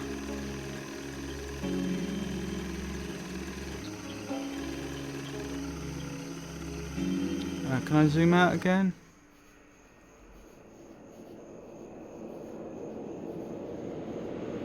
So we're going up there at some point. Trapania's Pond, where's that? Oh, that's the one we were just at. Then I did it wrong. Oh, that's where the suction one is. Okay, sorry. Trapania's Pond should have been 1 every 2 seconds. Okay. So I do need to go back in because I got it wrong. Maybe it was green before because I got it right? I'm not sure. I've forgotten how frequently it was blinking.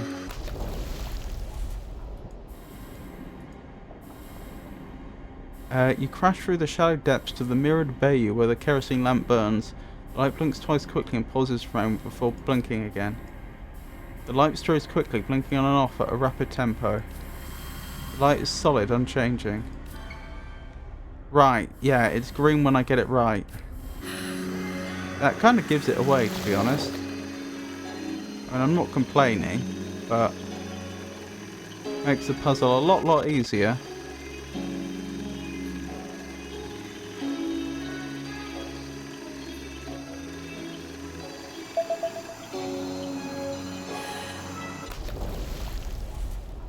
As you fall into the lake, you watch the traffic lights of the overpass become like a mirage on the surface of the water.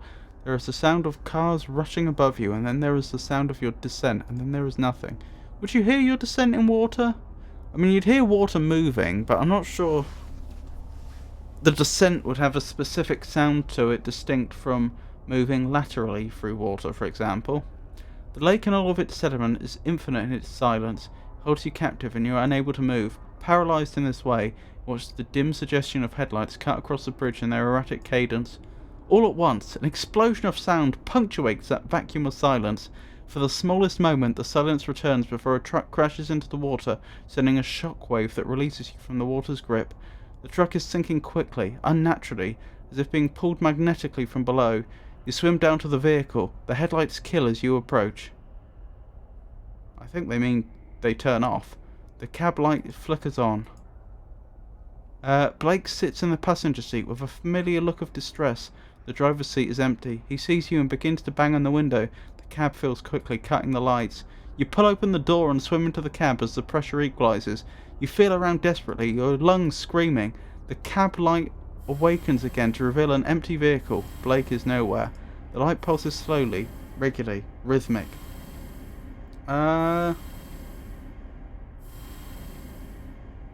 Is this the one that should always be on? I think so. The light is solid, unchanging.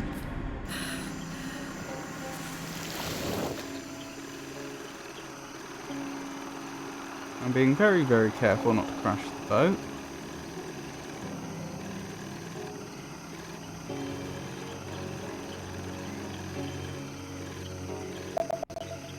Here we go. You dive into the wreckage of an old fishing village. Wooden pilings are shadows against the dim light of the evening. What do I mean by pilings? Do they mean like wooden stakes that have been piled into the ground to be vertical? The pilings are driven deep into the silt, where planks and bottles and crab traps and stray pieces of tarp have coagulated into something whole.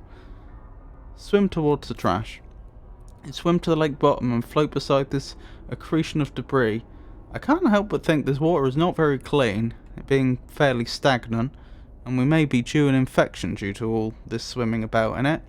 A stray window rests among the trash, slightly open. Swim through the window. You swim through the window and discover that there is no water beyond it. No longer buoyant, you fall immediately onto a wooden cypress floor. You scan the area. You're in a cluttered living room, clean and well kept. The picture frames along the walls shake. The foundation of the home rocks. You look outside the window from which you entered. Rather than depths of the lake, you see a torrent of wind and rain ripping across the open sky. Lightning cracks punctuate these furious sounds, and in the small crevices of silence there are screams. There's a door to your right that leads onto the balcony of the home. Go to the balcony. Oh, I probably should have inspected the room. The world outside is a maelstrom. Water laps at the balcony, threatening its foundation. You watch as willow trees floating along the bank of the bay you leave the earth entirely, sucked into an insatiable purple sky. In the distance, figures hug the crowns of cypress trees, screaming prayers into the vortex. Among those so stranded is Blake, who has lashed a rope around a tree and is holding to it desperately. You dive from the balcony into the floodwaters and swim against the strongest current the bayou has ever known. When you emerge, there is no home, no Blake, no hurricane, only the infinite evening. LeBlanc waves from the boat and idles near the bank. "You good, Kay?" he shouts.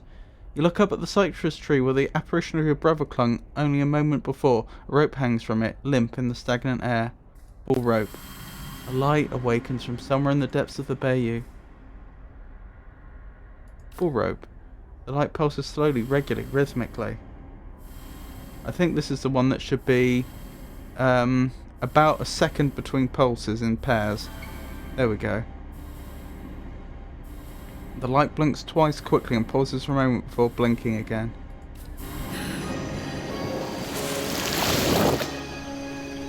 Progress.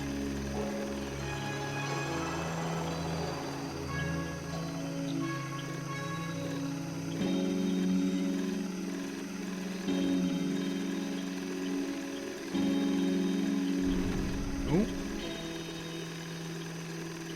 Hopefully the boat isn't badly damaged.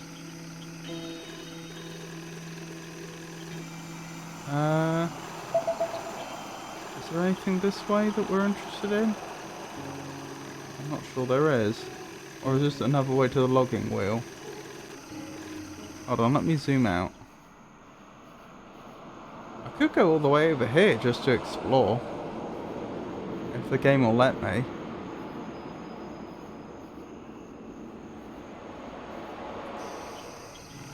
I'm just mindful that there could be things in the water other than the lights.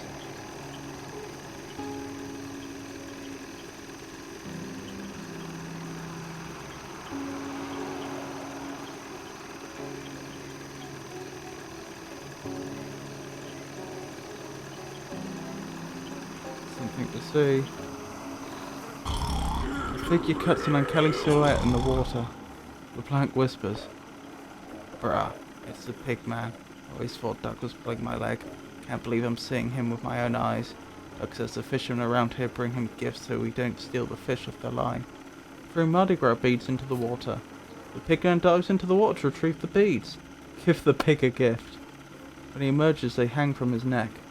He wades several feet towards a nearby island and rifles through a pile of flotsam before disappearing into the water again. He emerges near the stern of the boat, hands you a small object from his collection and swims away. Acquired phone case. Pigman, pretty cool.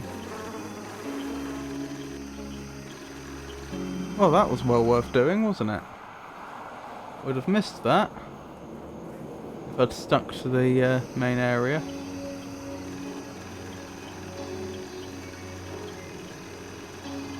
Right, so off to do the final light up in the logging wheel. And then presumably we have those two coordinates to visit, but should we go for the head first or Super Duck first? It's a difficult question.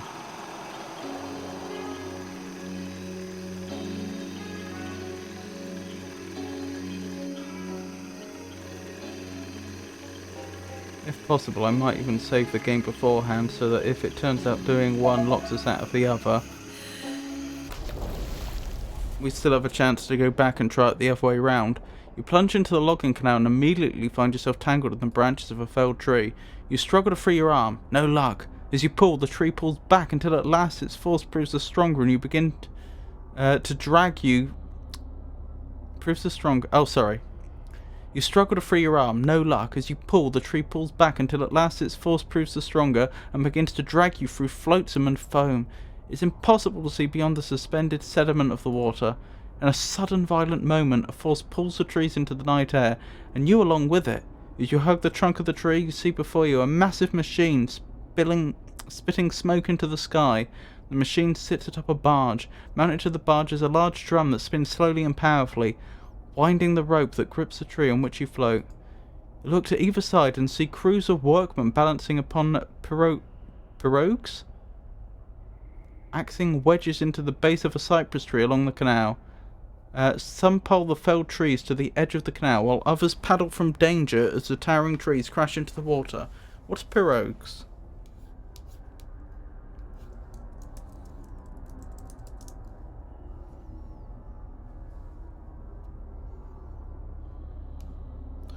Plural of pirogue.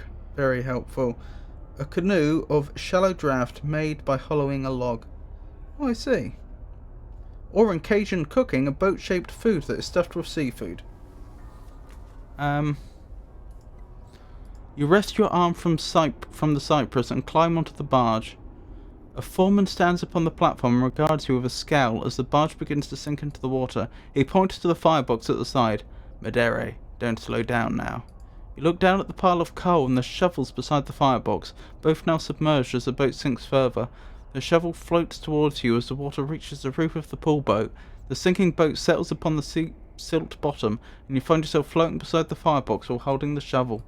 The light of the firebox continues to glow even in the depths of the water. The light is solid, unchanging. Shovel coal.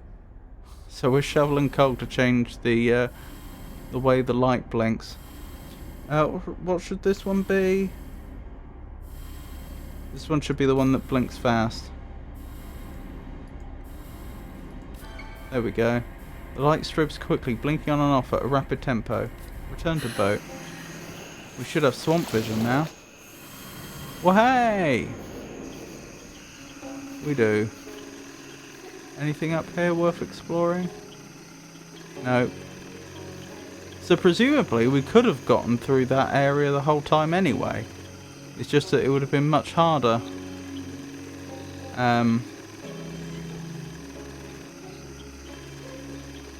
Without the swamp vision.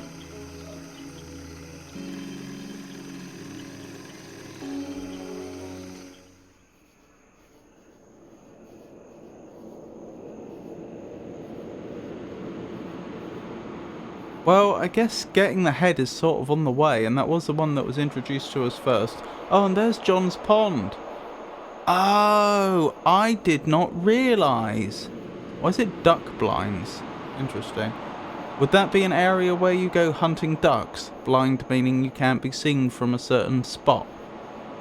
Like in hunting, a blind is like an area covered in foliage where you would hide and then wait for wildlife to come past. Right, so yes, I would suggest...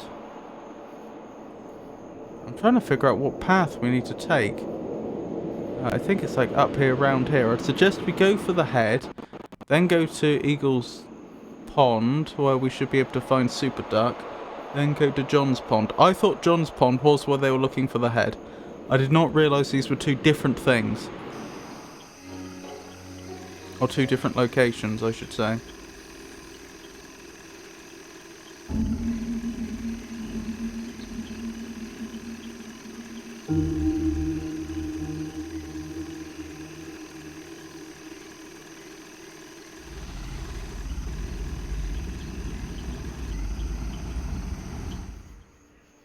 Yeah, I'm still going the right way, aren't I? In fact, I navigated that a good deal quicker than I thought. I wonder if there's Easter eggs in this swamp if I were to go off the beaten path. Here we go. So we're looking for the head with the glowing eyes. You plunge into the water. You pass your hand through the increasingly obscure cloud of sediment. A stray branch juts from a larger tangle of detritus. Two beads of light shine from the direction of the branch. Well, we know what those will be. Those will be the eyes. As you make your way closer, you discern the shadow of a form. You pass your hands over it. Soft, almost gelatinous flesh. The distinct ridge of a nose. The firm, unmistakable texture of teeth. Glowing eyes hardened like glass.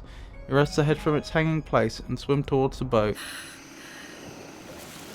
What you got there, Kay? A little treasure from the lake? You hang the head from the sloughing tangle of hair and display it to LeBlanc. Oh my goodness. That's pretty grim. What's sloughing mean?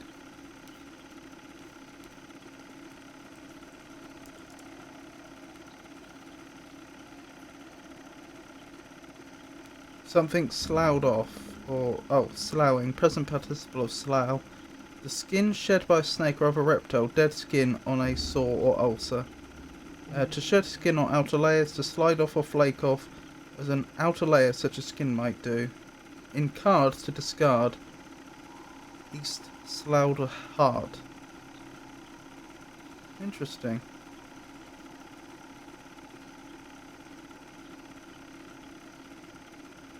So what was it? You hang the head from its sloughing tangle of hair. So the hair's coming off, is it? If I understand correctly. Oh my goodness. The head continues to rock gently in the wind. That's great, kid. Just put it down. What's with them eyes? LeBlanc taps his fingernail on one of the eyes. Them eyes ain't human. He presses his thumb into the head and the two glass-like orbs slip easily from the eye sockets. Oh my goodness. The head is entirely without eyes. Alright, playtime's over. We still got another set of coordinates to check out. We do indeed. I wonder if I'd done this, if I'd made different decisions in the game, if I'd have ended up with additional coordinates to check out or not. Why does the light level keep changing? It's very distracting. See, it's going to get dark in a second. There we go. I think it's every time I look at the map it lights up, and then every time... Oh, if I stop, everything lights up as we become more aware of our surroundings, I suppose. And then as I move, everything goes dark. Is that it? Yeah, it looks like it. That seems to be exactly what's going on. Good, we've still got a signal this far out. Duck blinds. Well, we're not going there yet. I wonder if that's some Garrets on a boat that we're going to have to deal with. But first, Super Duck.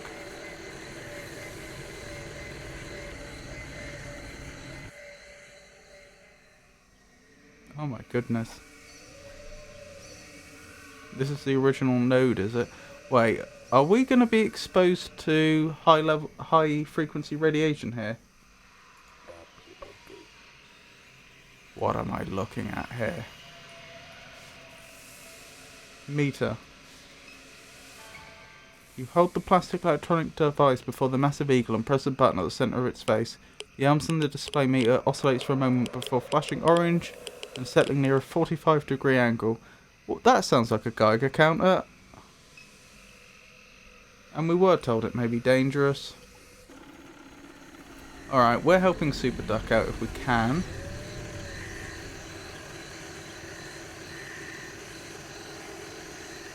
So we need to go back and speak with the researcher. I am getting the impression there's going to be multiple endings here, depending upon the choices we make. We may have already committed, we may have already made decisions that have committed us to a certain subset of the endings, I don't know.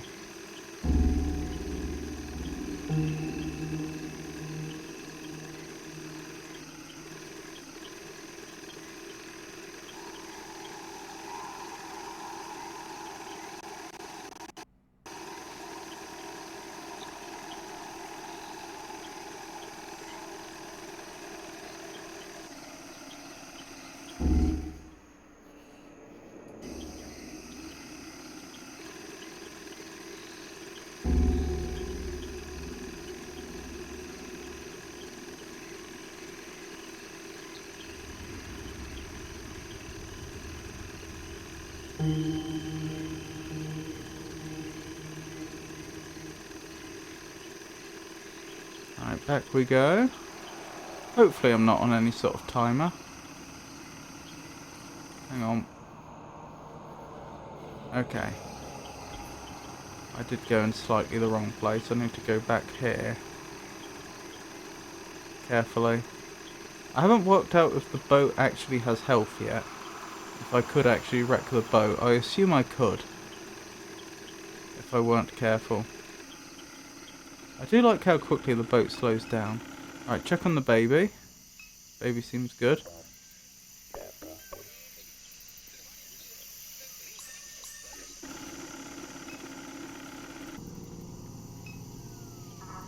Yes, what is it? Did you get my reading? Return meter. Well? Network trouble. Crack might bounce back. The researcher stares at the meter with a neutral expression. How's it going? Oh, what voice did I use for him? How's it look? Anything like the Fat City node? Not quite. There's evidence of radiation, but not the frequency detected in Fat City. Well, Dallas, your quack coin might bounce back after all. Let's be on our guard. We need to get a reading on the Gretna node. Start packing, let's go. The woman turns to you. Keep the key. We won't be needing it. Now please leave. I do feel bad about that poor baby that's been left there. It really is bad that no one's come back to look after it yet.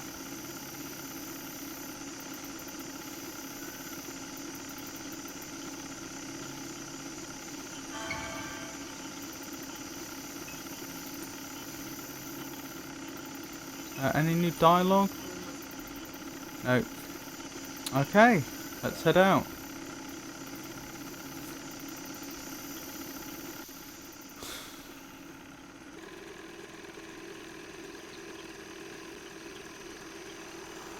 I guess there's nothing we can do for Super Duck right now. I wonder if the trouble Super Duck's in isn't because Super Duck was attacked by the Garrets, but because it absorbed that stone, that floating glowing stone. I wonder if that had some side effects Super Duck wasn't prepared for.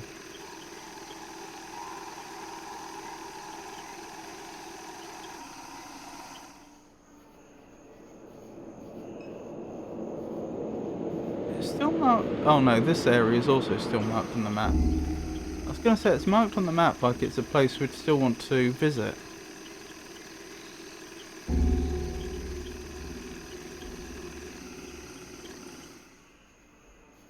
Yeah, it is behaving like... Oh, I can just jump here, that's useful. I've seen some big bald eagles in the spillway before. Never nothing like this. Looks like somebody tore its eyes out. Oh. Well. I'm possibly undoing what Pawpaw's already done. You slot the eyes into the bird's empty sockets. Oh dear, I'm worried about the radiation levels here. Grab it, grab it. And the blank has no words. What? That bird just produced a floating ball. Mr. Peter used to tell us all the time they got aliens in this lake. What's it doing to you? Almost looks like it's giving you a sniff. The sphere shrinks down and buries itself inside of your coat. Well now, looks like you made a friend. Be careful carrying that ball around in your pocket, Kay.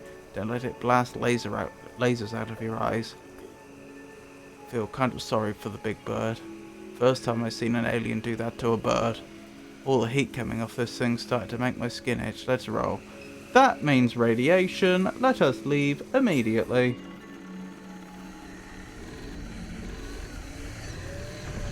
Oops.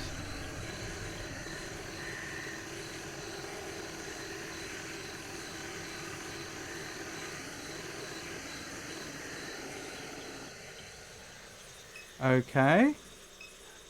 Garrett, Garrett, and Garrett. This is interesting. I think this is water. I mean, you look at this, and if you didn't know where we were in the game world, you almost think that's a path through some woods or something. But that's water, I think, and they're just on the little bits of dry land. 3 Garrets guard the pass. They're tonsures. I think that means the haircut, where they cut the hair in the middle of their head off. Robes and smudged foreheads awaken something in your memory. Yeah, their appearance resembles that of monks. I wonder if after John died, John whose surname I've forgotten, I wonder if they ended up forming breaking into different sects.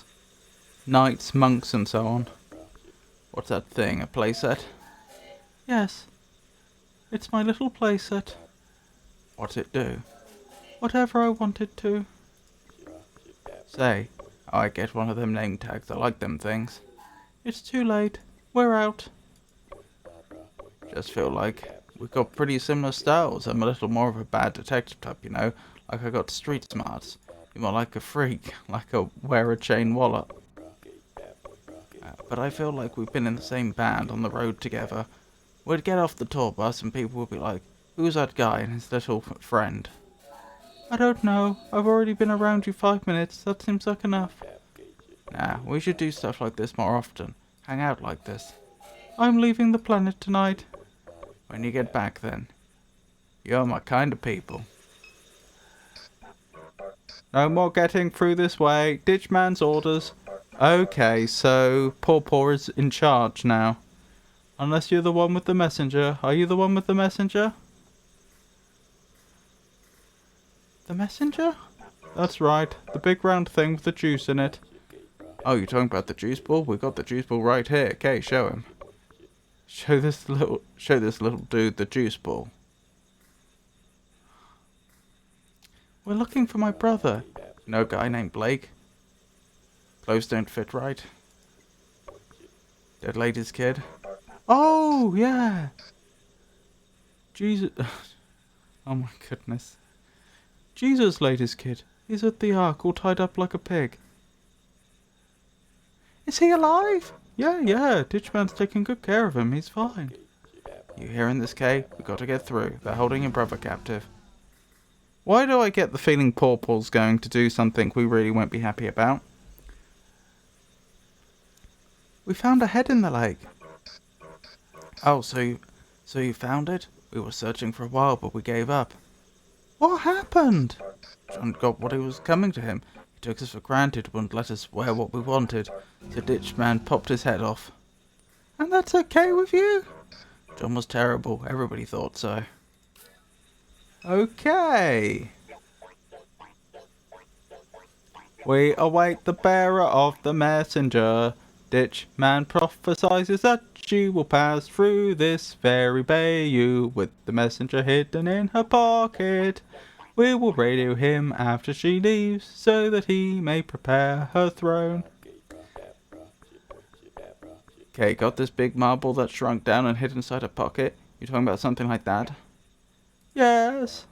Okay, show him that ball you found in the bird's mouth. Wait till you see this thing. Show him, okay. Does this mean that I couldn't have reached this point in the game and progressed unless I had done the whole helping Super Duck thing? I had assumed that was all optional content and that I was possibly getting a better ending than I otherwise would have if I hadn't been so diligent.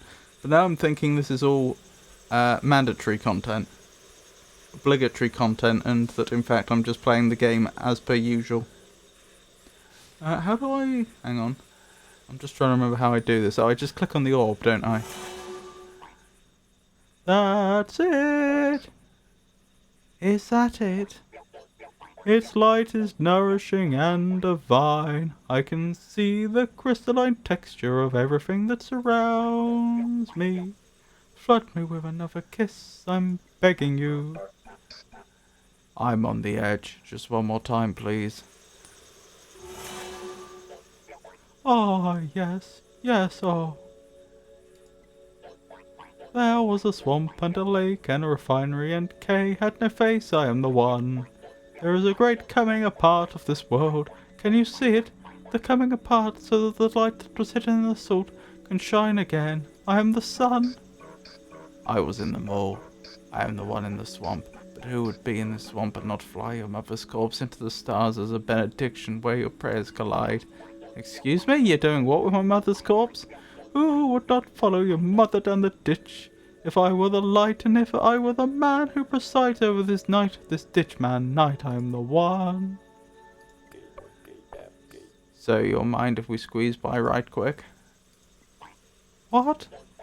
Oh, you got the messenger? Nice, yeah. You can pass. Ditchman's waiting. Hey, Red. Yeah. You didn't call him Garrett. Just going to add that to the list of people. Garrett. Rhett. Radio to base, let them know the messenger's on its way. Come on in, ground control. This is Duck, Blinds. Ground control, come in. Garrett, why no one answering over there? Probably just prepping for the launch. You two are free to take your boat through this pass. As soon as we get someone from base on the radio, we'll let you know you're coming. Oh, so I need to go back to the radio, I take it. You showed us. You're the one Ditchman spoke about. As soon as we can get someone from base on the radio, we'll let them know you're coming. Right, I have to go back then. I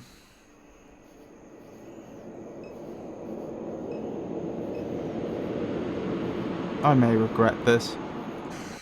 I can still go here. I just want to know, if I use the orb here, does it do anything? No, what if I use the app on the phone?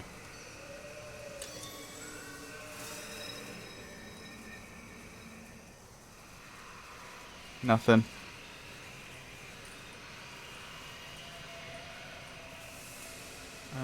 Let's leave then before we get irradiated anymore.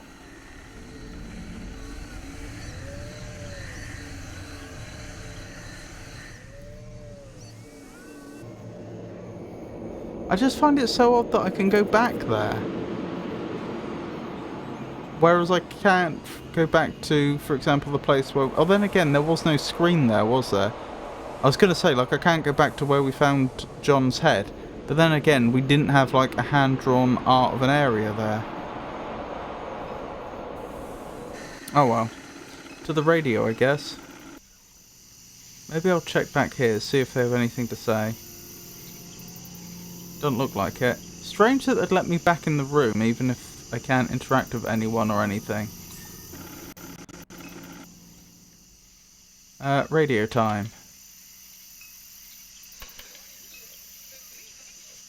I don't get it. How do I use the radio?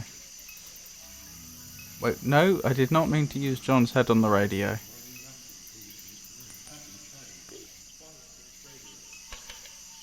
I don't get it. There's a radio right here, but I can't seem to operate it. How odd.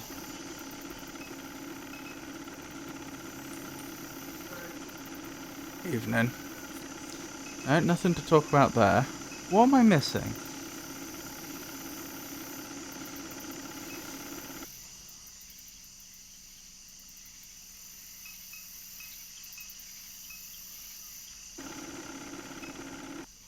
Oh, does right click make me leave? Oh, I've been playing this game all this time and I didn't know that.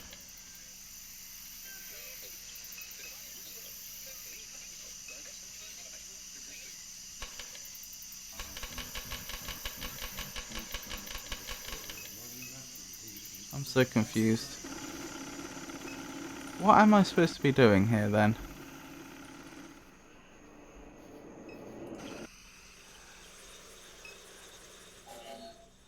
Hi again. You thought any more about the band thing we're talking about? No. No rush, we've got time to figure it out. I do wonder if that's Crouton.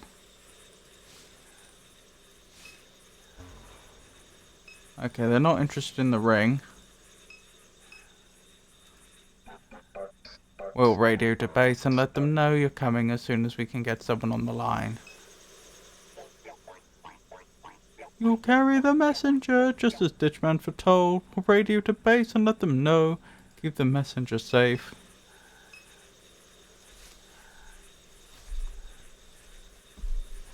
I genuinely don't know what I'm supposed to be doing from here. I must have missed something.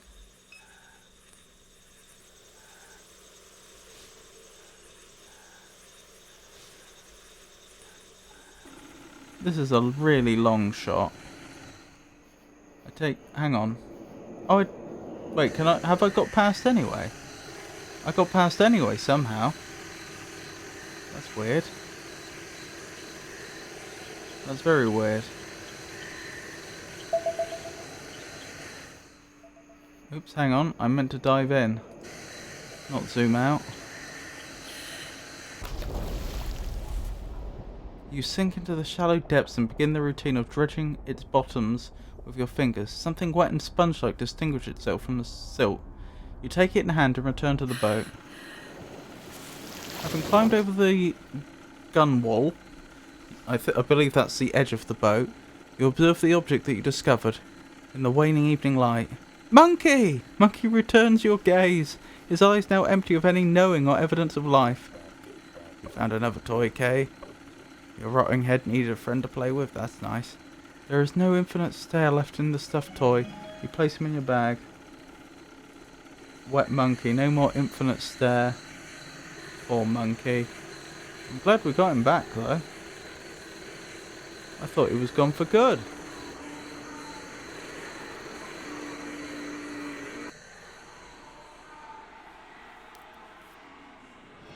Keith's corner. Keith has entered the ring. Keith's in the ring. What an evening it has been in Norco, folks. I just left S.H.I.E.L.D.'s executive carnival ball, where Laura St. Clair was found dead in her office, and the corpse of the disgraced academic, Catherine Medere, no friend to the And the corpse of the disgraced academic, Catherine Medere, no friend to the St. Clair family, was exhumed from the Red Church Mausoleum. Coincidence? Keith sure doesn't think so.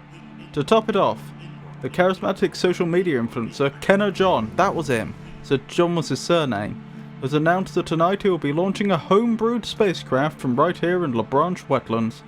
Hang on, what does it say at the bottom? Thomas St. Clair was in the attendance at tonight's S.H.I.E.L.D. ball. Who is Ditchman?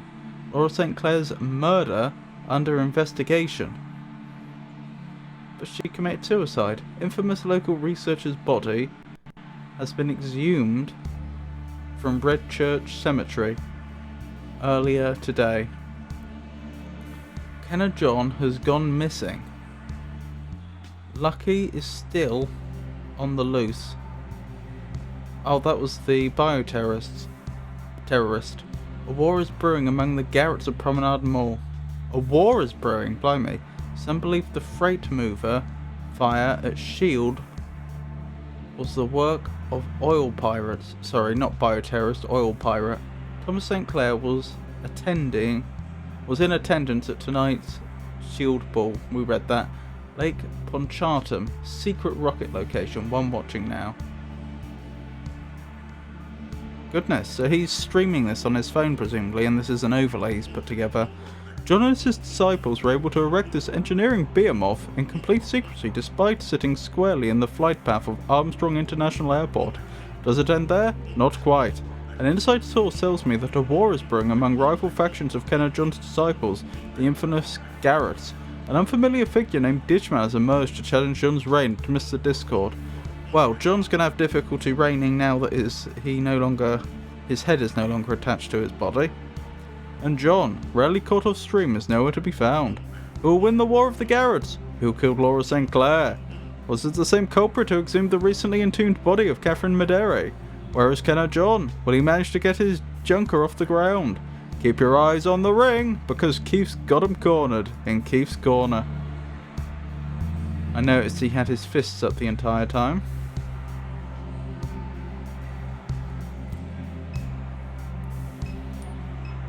Blimey.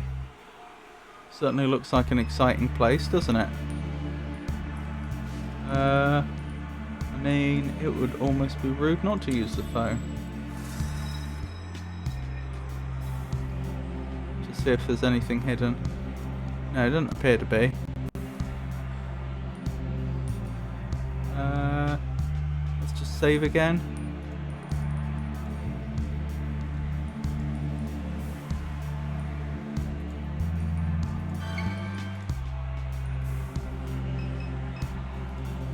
Roland.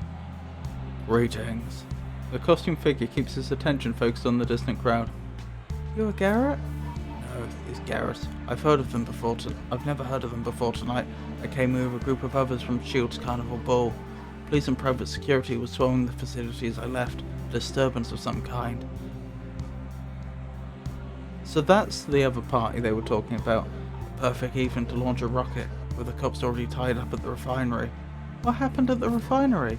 Another attendant of the ball said there was an explosion. They didn't see or hear anything from within the Good Hope plantation. Perhaps we'll find out more in the evening news. So here I am, from one circus to the next. This rocket, these people. What do you make of it?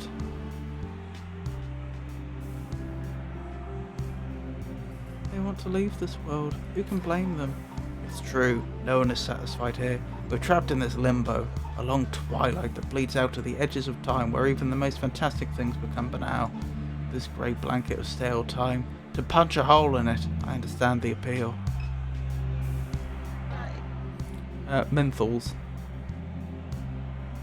But since what do they mean, menthols? I know they name people after, in this game when you don't know someone's name, they have to name them after something that's descriptive. But like menthol crystals are used like to help treat colds, like to clear your lungs. They're minty in odor. Is that like a menthol? I'm not sure what you'd call it. I was going to say flavoured cigarette, but I suppose it's not quite flavoured. Menthol aromaed cigarette. What a sight. Beanie, how'd you hear about it? Text from a friend. Did you bring a kayak or anything? Someone let me float over on their raft. What about you? I would notice Beanie appears to be wearing what I think would in the UK, I say think just because it's pixel art, like I can't see it clearly, but I'm pretty sure that's depicting the type of hat we would call a beanie in the UK, whereas I believe in the US a beanie is a name for a hat where it's got like a little propeller on top, which is very different. A beanie in the UK is like a very simple, like hemispherical hat, but is elastic. Like it would be made out of just some sort of elastic fabric. It would usually be ridged. I assume that has something to do with its construction, but I don't know the specifics. And yeah, it would just slide over your head very easily. Which obviously is very different to the American beanie. Anyway, I just noticed, because that looks a lot more, at a glance, that looks a lot more like the British version of a beanie than the American. Inflatable mattress? Worth it. I'll do whatever it takes to watch this thing explode. Failed Garrett. I always wanted to be a Garrett. I installed the app but never could find the readings. I follow those guys online. They never followed me back, but that's fine. Starting to think all the Garretts might die tonight. Well, might die? Why? This whole thing is a huge mess. No one knows who's steering the ship. Literally half the Garretts defected. The rest seem to be losing their minds. If the Garretts inside the Ark, the engineers are holding it together. But this isn't what space travel is supposed to look like, is it? Not properly organised? Seems bad. We're looking for my brother. Who's your brother? Guy named Blake. Little drugged out dude with bad facial hair. We think these rocket freaks kidnapped him. Wow, I didn't know anything about that. This picture just keeps getting worse. Well, that was interesting. I think that's everyone we can talk to, spoken to, or listened to, so let's keep going. What are my choices from here? Shipping container, staging area, fishing camp. I got to be coming out the lake more. They got big monster birds, aliens, spaceships. They got it all.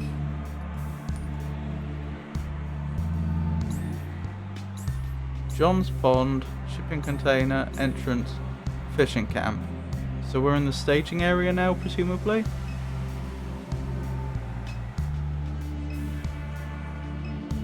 Rose, lone drinker, Minotaur group. Hey, welcome to the party. Why are there so many people here?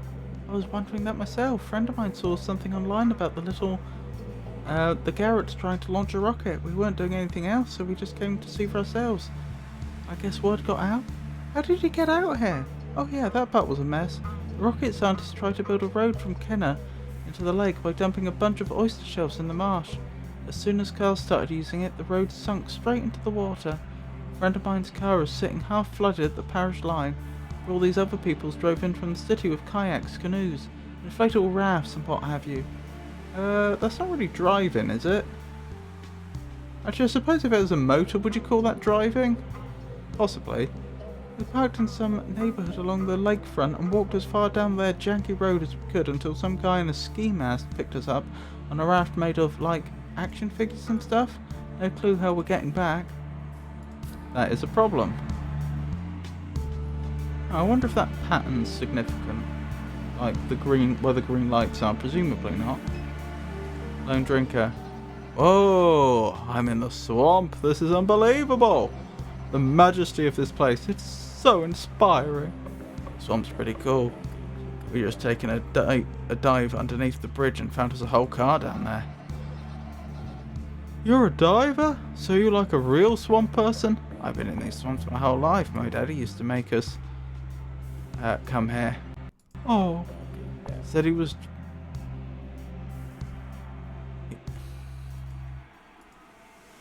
Well then.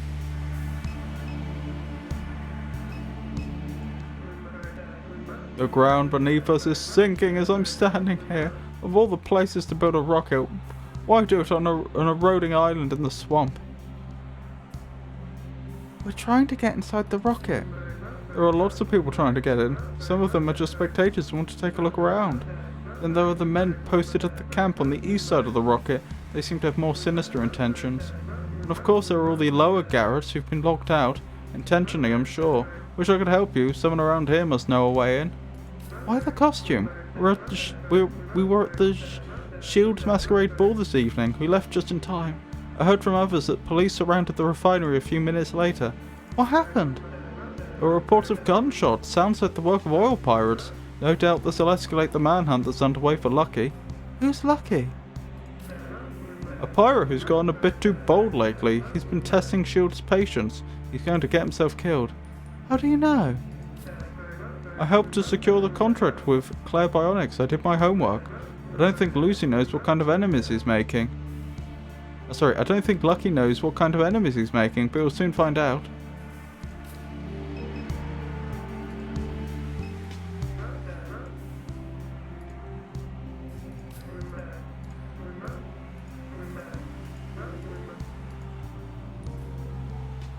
Okay, I can't let on that I know who Lucky is now. I don't think that would be a good idea, but I am half tempted to use the orb and see what happens, but that might just start a panic. But yeah, so I can go back and change my mind and let on that I know who Lucky is. How did these Garretts build something like this, man? It doesn't make any sense.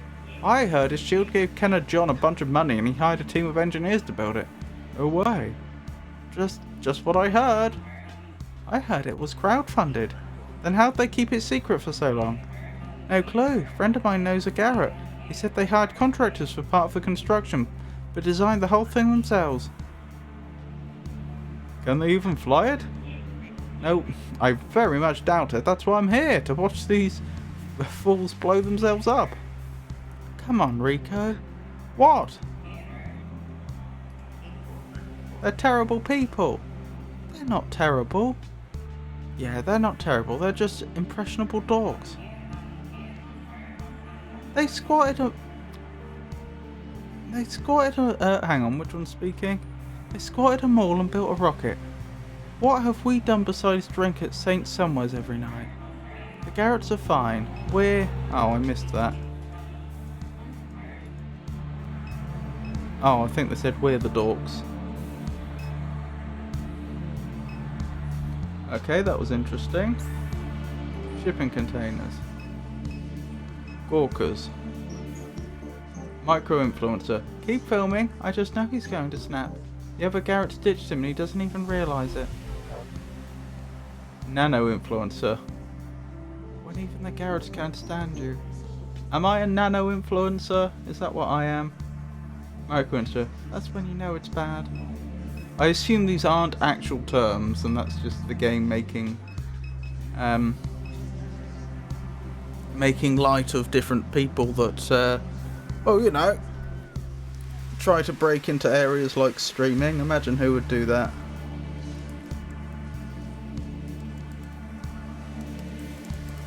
I'm just looking up the term to see if it actually does have a meaning.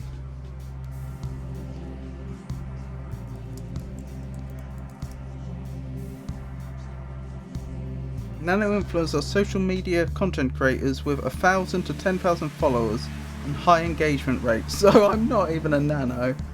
What's micro?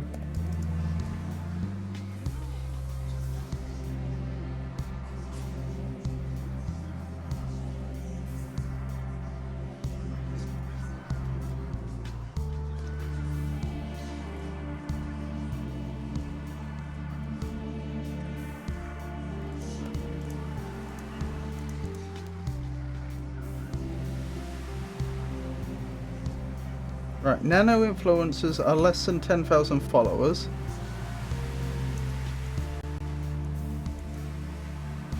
Micro-influencers are 10,000 to 100,000.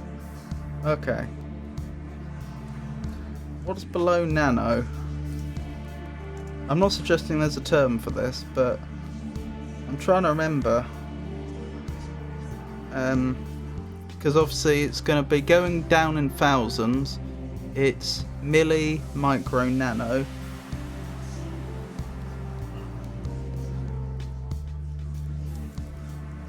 What's below nano? Is it femto, or have I made that up?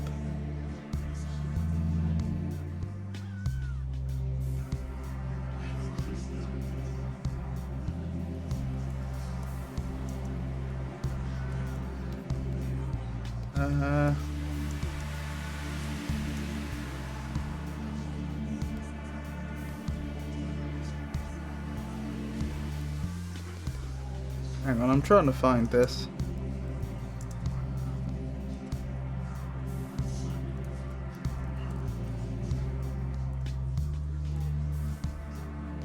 Metric prefix, that's what I'm looking for. Right, milli, micro, nano, oh, pico, then femto. Yeah, perhaps you'd call me a femto influencer then.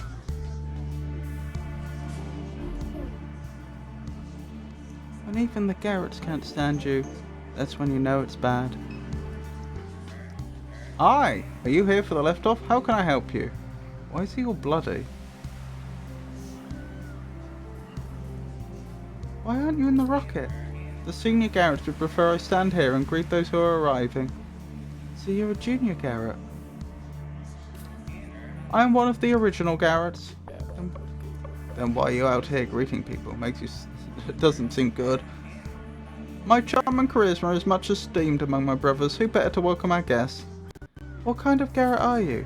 I'm one of the original ne'er-do-wells who have constructed a starship in the swamp. It looks like he's got bruises as well. I'm virtuous and immortal, much like our anointed leader, Ditchman. Ditchman? What about John? John? I recoil upon hearing his name. John is a blasphemous fool who wears sneakers while demanding that Garretts walk the earth discalced. No, discalced. If I had his head, I would wave it about in honor of the anointed one. I think we got his head in Kay's bag, if you're serious. Give it to me, and I'll show you just how serious I am. We're looking for Blake. Blake? I do not know Blake. Dead lady's kid. That means something to you? Why yes, the true receiver of the message. The progeny of Christ. The lady of the eternal evening. You sounded like Pawpaw with all that. Why? Blake's not the lady of the evening. Yes, like Pawpaw, the anointed.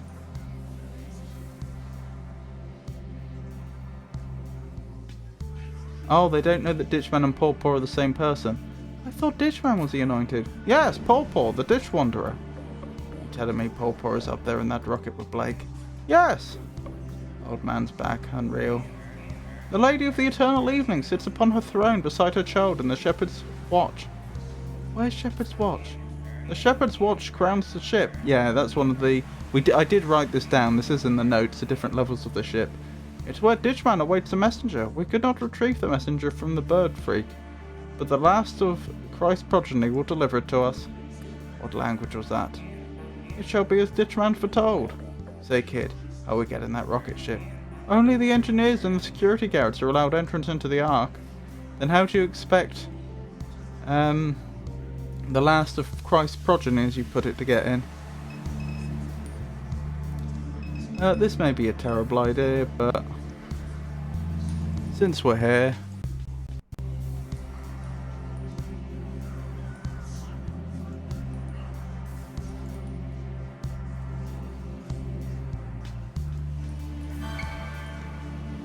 we may as well give him the head and see what happens.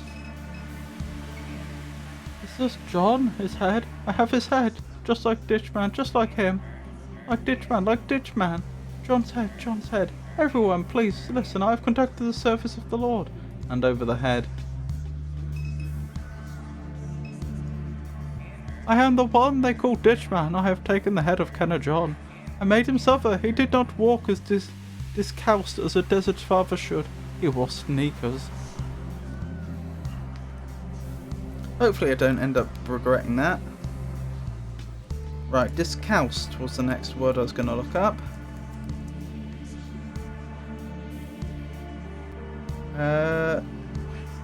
Shoeless, without shoes, barefoot, or wearing sandals rather than shoes, from 19th century, or Roman Catholicism pertaining to a religious order that historically forswore the wearing of shoes, from 17th century.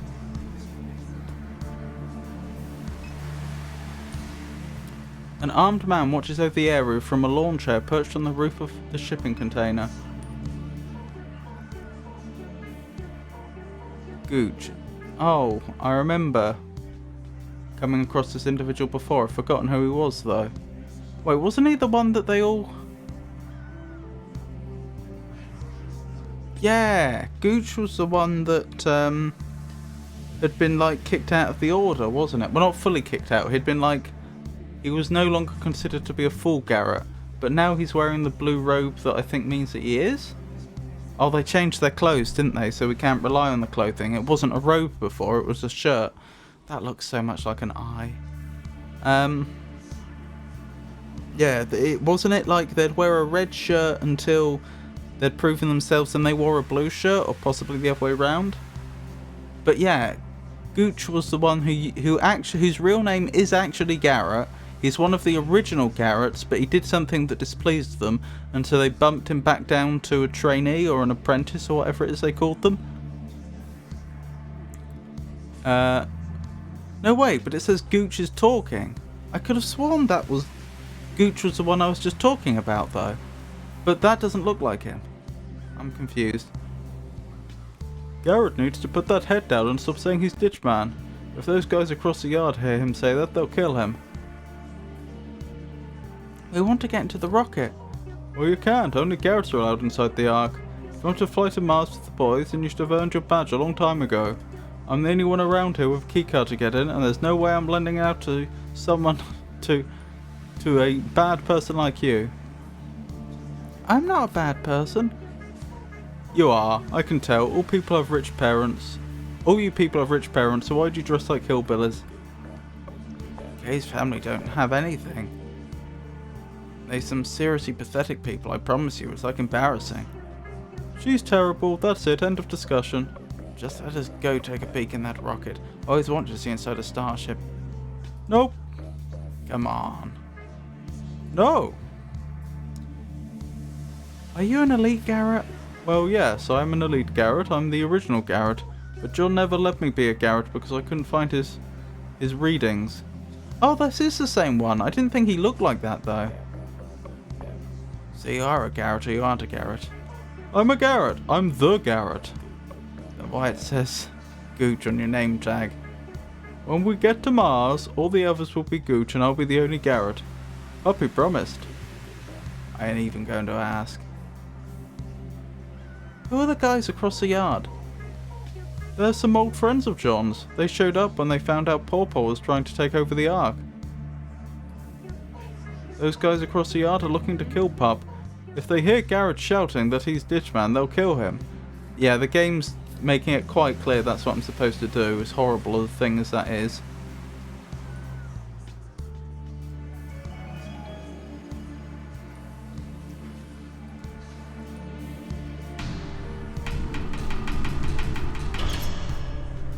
Aha! We knocked on the shipping crate and found Bruce. What? Hang on, how do I do his voice? He was very drunk, wasn't he? What? I'm doing something in here. What are you doing? What's it look like I'm doing? I'm running ground control. We've got an arc to launch. Please, just let me focus, please. There was an open pirate shield. I'm dying here. Stop knocking. You know how loud that is. I've got a bad enough hangover as it is. Good. I was worried I'd mucked it up and I wouldn't get to play the message from his father. Bruce, you're my boy. And this here is your home. Won't turn you away for nothing.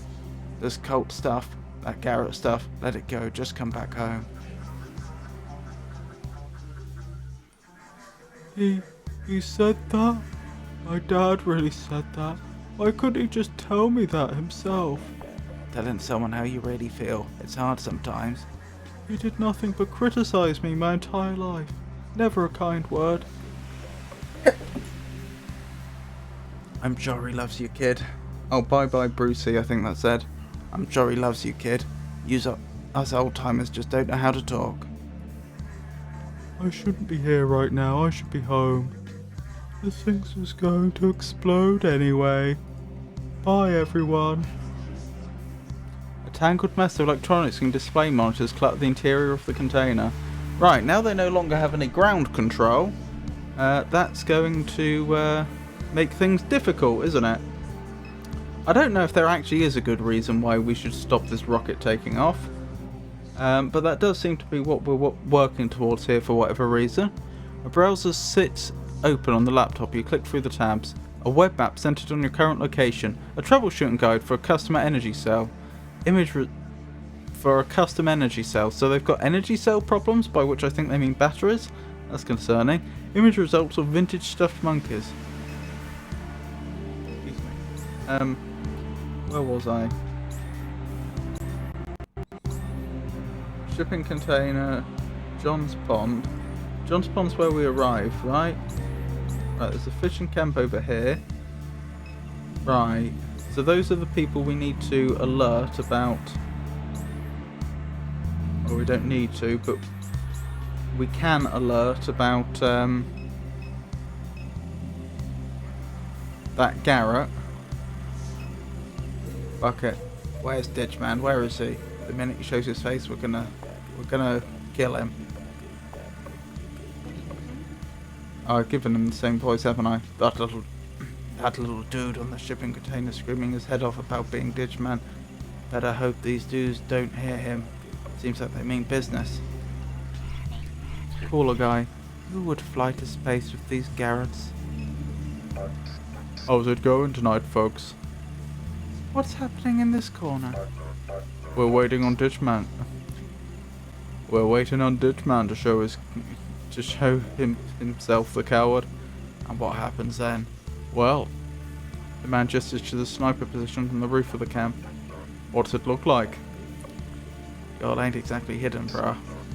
Ditchman thinks he's immortal. We're here to rid him of that notion. Like I say, I'm worried about that wild little dude on the shipping container. What if they hear him saying he's Ditchman? Seems like they mean business. I'll avoid getting him killed for now. Why are they dressed as knights? I like this area. These dudes ain't messing around, my kind of people. If I have to do this to proceed, then I will. Oh, is that sunset or sunrise? Probably sunset.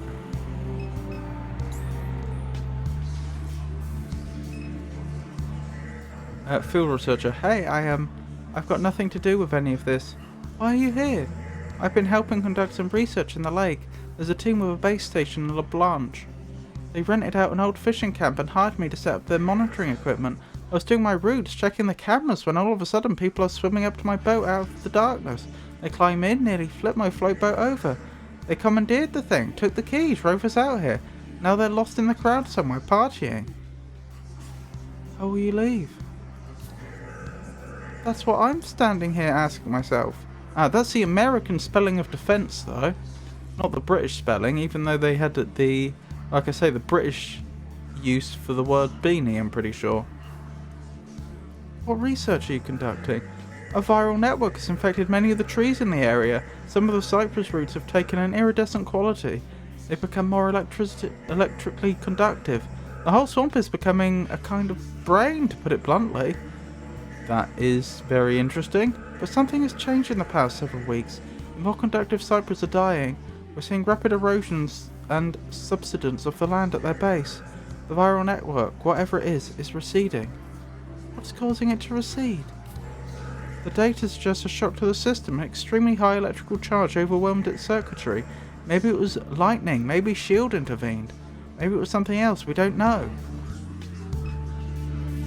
Or absorbing the orb. Great, more hipsters just showed up. I'm not with these people. How did this happen? This was supposed to be a small ceremony for Garrett's only. Now it's overrun with terrible people. And to top it off, I can't even get into the Ark. They turned security once the downtown crowd showed up. Now you need a keycard to get in. Who has a keycard? The engineers and the security guards. The engineers are all inside getting ready for liftoff.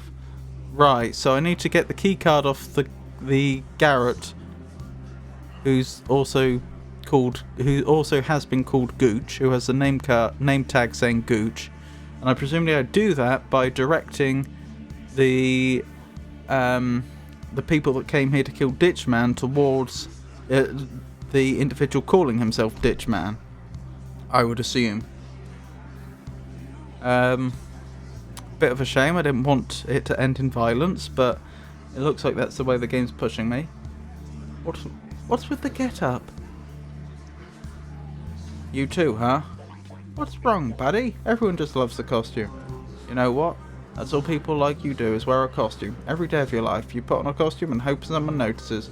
I'm wearing this outfit for me, okay? What happened to the collared shirts? We get to wear whatever we want now that Ditchman's in charge. You're all a who. I love you guys. I hate you. The entrance is blocked by the crowd. Oh, I guess it will clear the crowd as well. Oh, I feel bad about this, but I don't think I have a choice.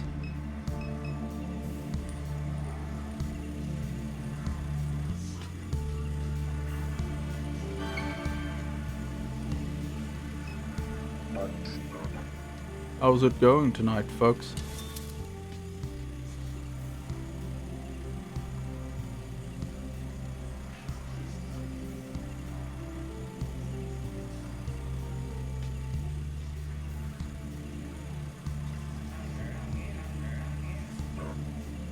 It's him.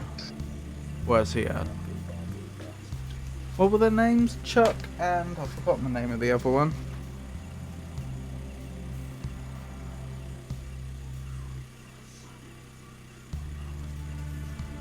Up there on the shipping container. Knuckle. Knuckles the sniper then.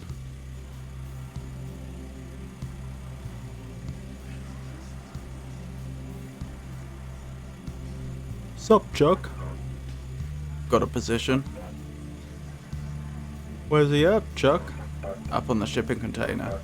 Give him a little warning shot, why don't you? Say no more, Chuck.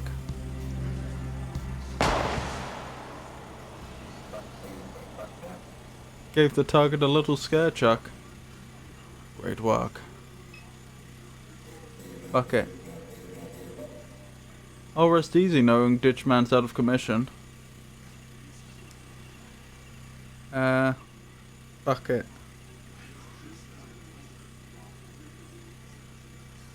Yeah, I thought so. That was all euphemisms about giving him a scare. He's actually dead. I'm pretty sure.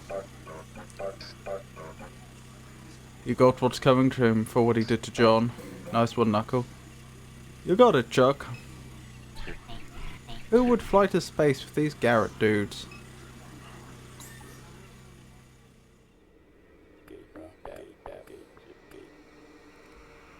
Where'd everybody go? One little gunshot and the place clears out. I think that is exactly what happened. Oh, poor fellow. Gooch arrives in pain from a gunshot wound. Oh, he got hit as well then, even though he wasn't the target. You approach the injured guard as a blank begins searching for his pockets. What is... I forgot what voice I gave him. What is this? Get off me. Weird hat. Hey, he's shot, man. You trying to pickpocket a guy who just got shot? Yeah, I guess I am. Someone needs to do something, someone. The blank turns away from the man in the hat and places one hand on the injured guard's shoulder while continuing to dig for his pockets with the other. Just rest, kid. Help them away. You called an ambulance? No, but somebody probably did. Blank finds a card in the guard's back pocket and slips it into his own. Good luck. Can I not help him? Gooch writhes in pain from a gunshot wound. Someone needs to rip up some clothing and turn it into bandages or something. But I don't think we can. Weird hat. This place sucks. This party is starting to make me freak out a little. Birdhead, you again? You follow the mayhem, don't you? Who are you? I'm a man dressed as a bird standing at the foot of a monument to stupidity and death. And you're a young woman without a face floating indifferently through a world stuck in time. What about me? Do me? You, detective, are allowed to sleep beside a toilet. Perhaps you work beside it as well, though there's been very little of that lately. You fear being alone with your thoughts, so much so that you'll talk endlessly just to drown them out. Wow. Thought you were going to give me a fun one. What is it being you? Oh, what fun is it being you? I've swapped their voices, haven't I? What fun is it being you? What brings you here? I've been following along. Birds always watch, haven't you noticed? Was he related to Super Duck in some way? You know, and the being dressed as a bird is no coincidence. Following what along? The affairs of this world are far larger than you could map in the darkness of your mind. The mental lights will illuminate and they will shine for a while, but then they will burn up all the oxygen inside of your skull. Why were you at S.H.I.E.L.D.? Because my daughter works there.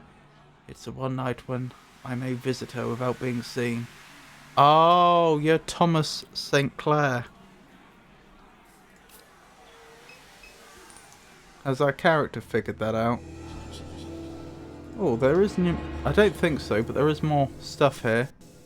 Super Duck is dying. A group of researchers at the fishing camp in LaBranche have evidence suggests that some event has led to the rapid decay of the Super Duck network. You infer that the network's decay is a result of a luminous sphere vomited up by Super Duck node in the lake. Super Duck. Arc. Your mother was investigating reports of construction in the lake before she died. You determined that the unpermitted construction in question was related to a spacecraft deep in the wetlands that surround Lake Pontchartrain. Oh, so that was the construction. I didn't realise when they said around the lake they meant in the swamp. That went over my head. The man in the ditch. It's Paw Paw. The man in the ditch is Paw Paw, a former Norco resident who believed that your mum was a descendant of Jesus Christ. The man in the ditch is Garrett's new leader. The man in the ditch beheaded Ken O'John to secure his place as the leader of the Garrett and take control of the Ark. The man in the ditch finished thoughts. The head that you discovered in the lake belonged to a man named John, once the leader of the Garrett. He was beheaded by Ditch Man. Your mum saw something in the lake. Super Duck ate it. Maybe Super Duck consumed the vessel of light to gain power or wisdom, but it only destroyed the network in the end. Yeah, it didn't seem to do the network a lot of good, did it? Okay. So we know exactly who you are. You're after the orb. Presumably if I use the orb now, you'd notice. Even though there's no good reason to do that, I'm kind of tempted to do it anyway. Perhaps saving so I can go back just to see how he reacts. Nope, he doesn't care. I am very surprised since that is exactly what he's been looking for all this time. Fool's Paw Paw. They shot Gooch. They shot Gooch. They're trying to shoot me.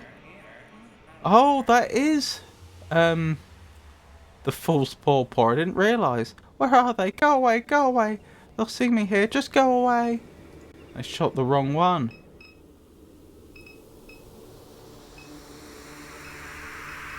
Okay. I assume we use the card on the door and then just go through. Oh, the keycard on the scanner and go through the door. The panel flashes green. Looks like it worked. Progress is being made. Oh, hang on. Where is this room in my notes?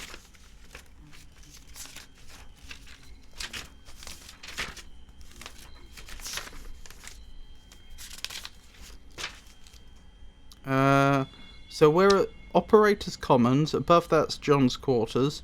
Then does that say Petroleum Dream or Petroleum Drum?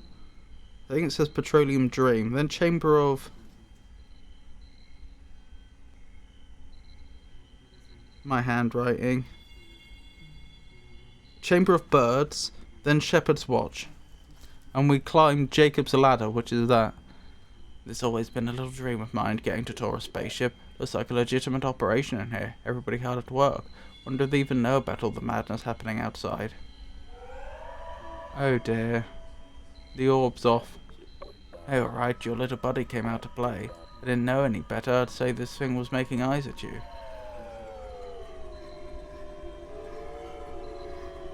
What's it doing?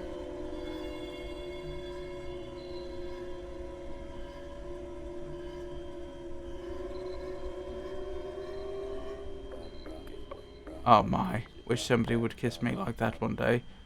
What you was doing while that thing was in your pocket. Hey, Kay? Kay, you alright? You're not looking so hot. Got shaky knees? That kiss swept you off your feet? Maybe you just need some fresh air. Should we take a walk? Oh, look at his face stretch. Or maybe what you need is darkness. Want me to dim the lights? We can find somewhere dark to walk, like the canyons of the moon. Think they got sidewalks on the moon? I don't think he's actually saying these things. I bet they glow at night just like the ghost bayous do. The ghost bayous glow to show you where to go. Maybe everywhere that you need to go just glows. You alright, kid? You alright? Kid? Alright? I wondered for a second whether our mum's version somehow ended up in that orb. And that's why she was reacting, that's why it was reacting the same way, the way it was to us. Now I'm not so sure.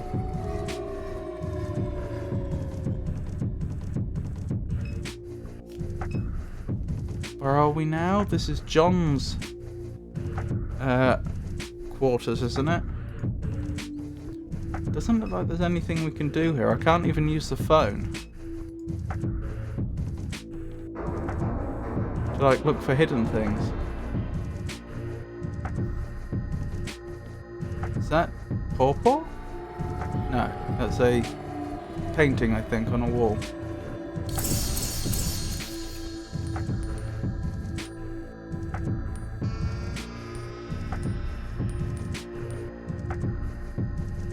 I don't know what to suggest. Alright, they're all Garrett's. Is there any reason to preferentially attack one of them?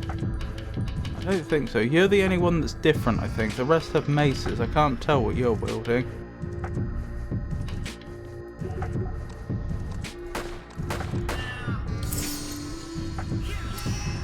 Garrett attacks LeBlanc for 10 damage. Oh, I can heal as well. Interesting.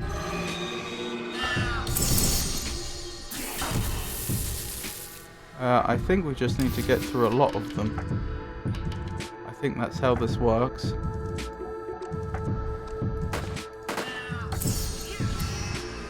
Wait, that's not a Garrett, is it? That's one of the other people that came to attack the ditch man, the killer of John.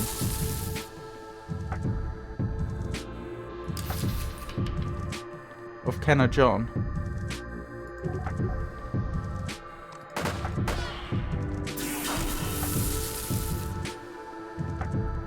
They're not doing a particularly good job of stopping us, are they? I hope they're all right. John? Why is John here? And his head is... he's still decapitated, as it were. Like, what's attacking this even going to achieve?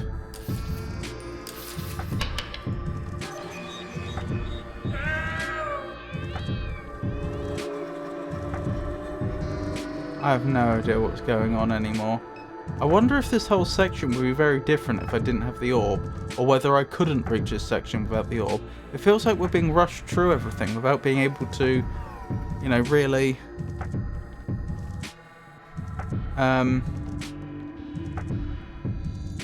explore it and enjoy it.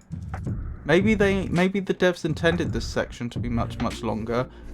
Alternatively, maybe the devs intended this section to be much longer, but then got rushed at the end of game development, and so they just used some of the art they already had to show each floor on the way up, but then never actually implemented it all. Like, when you think about it, they could have had like a nice little puzzle, like about the length of the puzzle we had on the inside of the Garrett facility in Act 2, on each floor here. This whole region of this whole section of making your way up the spaceship could have been, you know, almost an entire act on its own. But instead, as I say, we seem to be making our way up at an astounding rate. Right, so this, I believe, is the Petroleum Dream, if I'm reading my notes correctly. This floor of the spaceship, and the next one is going to be Chamber of Birds.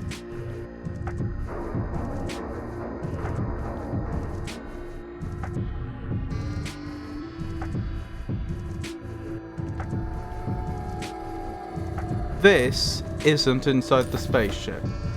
We are definitely going through some sort of hallucination right now. Oh, we're attacking the flare stacks, but not the robot, okay?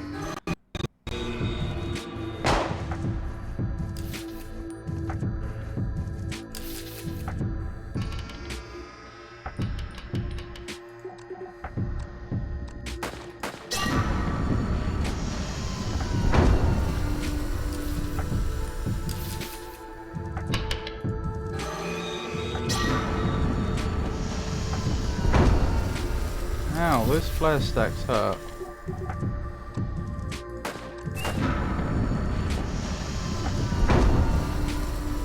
Oh, only 15 damage on K.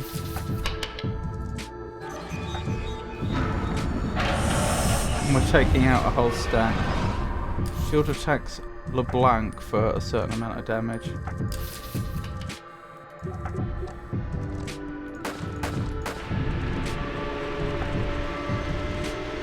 Okay, up we go. I assume this is some sort of vision we're having. I've got to admit, there are birds here. If I was one floor out somehow,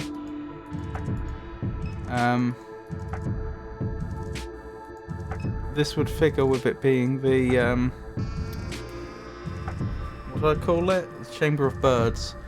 Although it seems to be modelled after the swamp, if I'm reading this correctly. Like, those look like that looks like the thing I said looked like an eye when we were in the swamp. It looked like an eye with a beak. And we saw that by the shipping container. That obviously looks a lot like some of the depictions of Super Duck. That looks like the water we were driving the boat through, assuming driving's the right word. These seem to be hollowed out trees with like little candles in or something. Very interesting.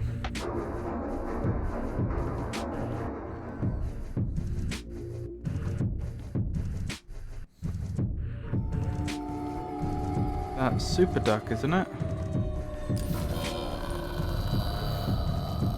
That's less than ideal.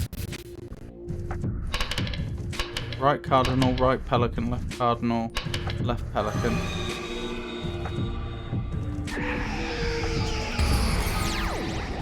Good thing the orb's so tanky.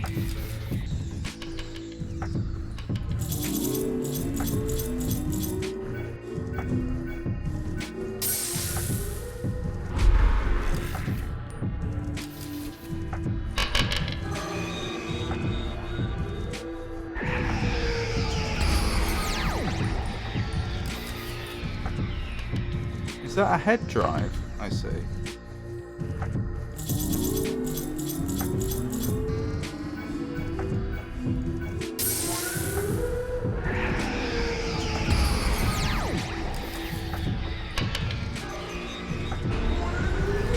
Two head drives. Super Duck.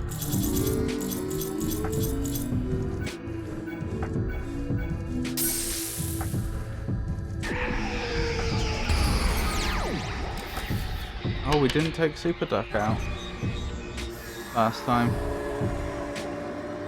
Here we go then.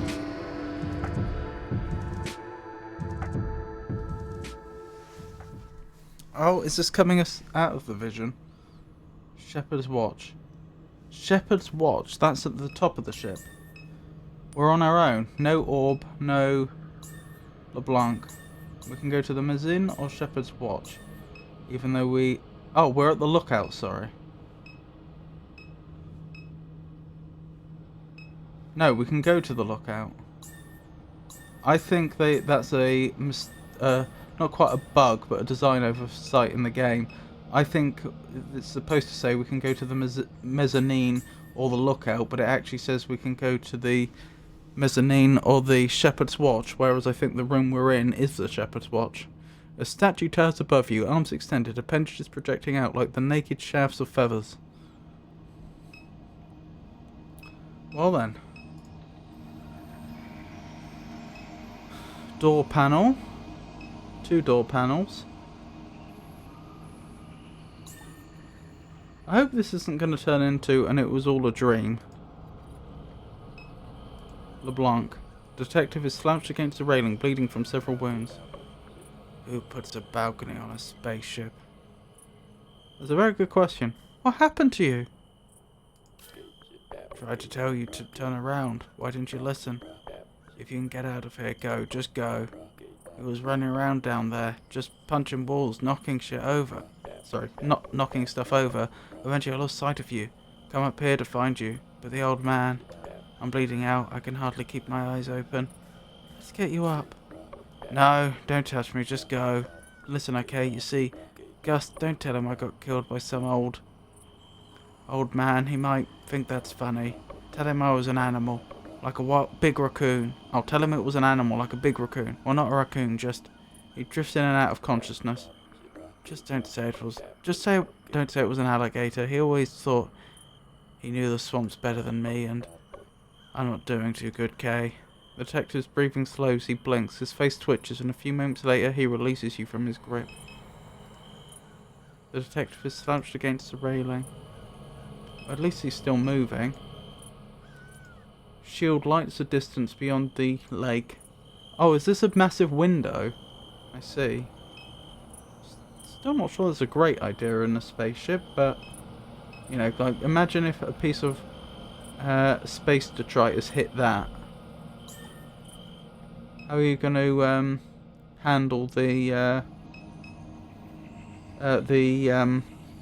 vacuum of space sucking all the air out?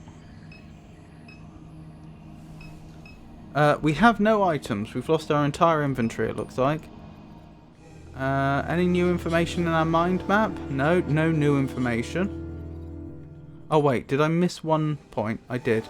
Blake. Garrett's have kidnapped your brother and are holding him captive inside of the spacecraft. He is, they say, tied up like a pig. So we still need to find Blake. Don't know where the messenger's gone. Going out to... Yeah, the lookout doesn't seem to achieve anything. I don't think we can speak to LeBlanc anymore to ask about Blake. The only thing I can think of is trying the 2 door panels. Okay.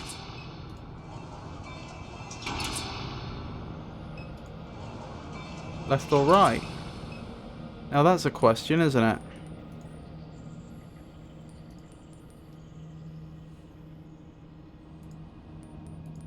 Hopefully this won't make a huge difference to the game's ending.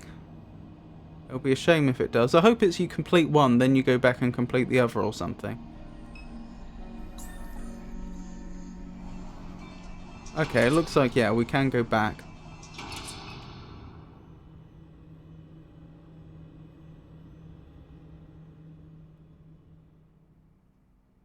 You wander into the unlit hallway. The door closes shut behind you. The darkness that surrounds you is total. Continue down hallway. Return to Shepherd's Watch. This is very different, isn't it? This is more of a text adventure. Although not with a text adventure text parser. You take small steps, your hands running along the wall for guidance. No trace of light anywhere in the corridor. Your steps become lighter, your feet press soundlessly upon the ground. A few steps more and the ground begins to soften like fabric. The wall becomes pliable as you drop your fingers across it. You scrabble to return to the door and find yourself floating. You're floating, Kay. There's no gravity here. Where you are, in this vacuum, there are no walls, there is no ground. Wait, we're in a vacuum now? That's not having gravity doesn't mean you're in a vacuum. Being in a vacuum means there's no air. That's probably the most concerning thing. Of all the things you've just mentioned, in terms of our physical well-being, having no air is a lot more serious than having no gravity or no walls or no ground. Beneath you, if you look closer, you can see the curves of the Mississippi River. You can see the ponds and canals and lakes of the Gulf of Mexico. The refineries are light in your eyes and in your lungs. Wait, is this some vision Super Duck's giving us? The suburbs are alive tonight, the suburbs are alive. The city can't be described tonight, the city can't be described. The coastline opens wide tonight and the bayous hide. Your house is silent tonight, the flood will arrive tonight. You slip from endless evening and return to a delirious dream. Let's walk through this house as the floodwaters rise. The humidity presses in. The refinery bleeds through the window. You place your feet onto the carpet, drenched. The pumping station has failed again. Your mother will pull the carpet up again. The ditches will fill again. There will be no hiding from the floods, in death or anywhere else.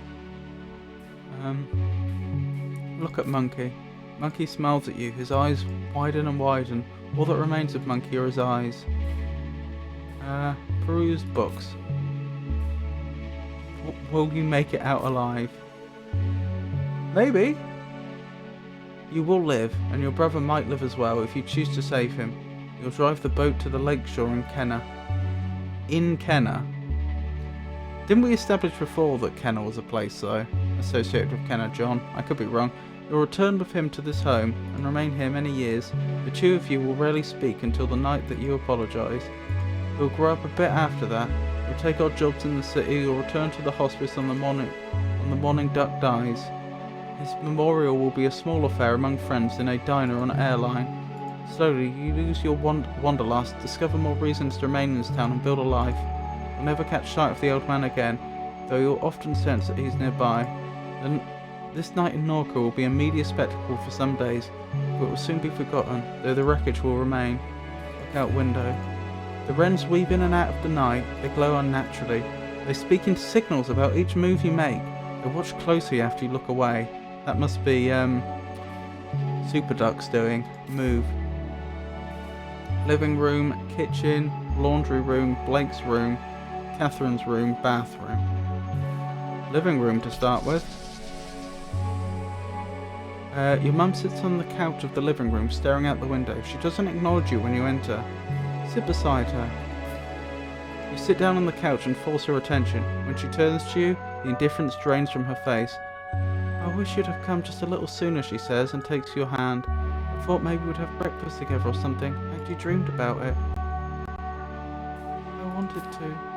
That's what I'd hoped, she smiles. Just that you wanted to. She hugs you awkwardly and kisses you on the forehead before wiping tears on her sleeve. Well, this is really touching, isn't it? She looks down at her feet. It's flooding. You nod. Alright, well, I should. She gets up and without another word walks out the room.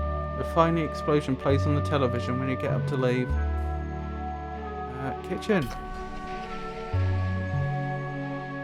Cockroaches scatter from your footfalls. They feed on the crumbs and medication spilled across the table. They decorate every surface and congeal in the rising water. Open the microwave. You open the microwave door and there is a head from the lake, eyes closed, like the face of a man only resting.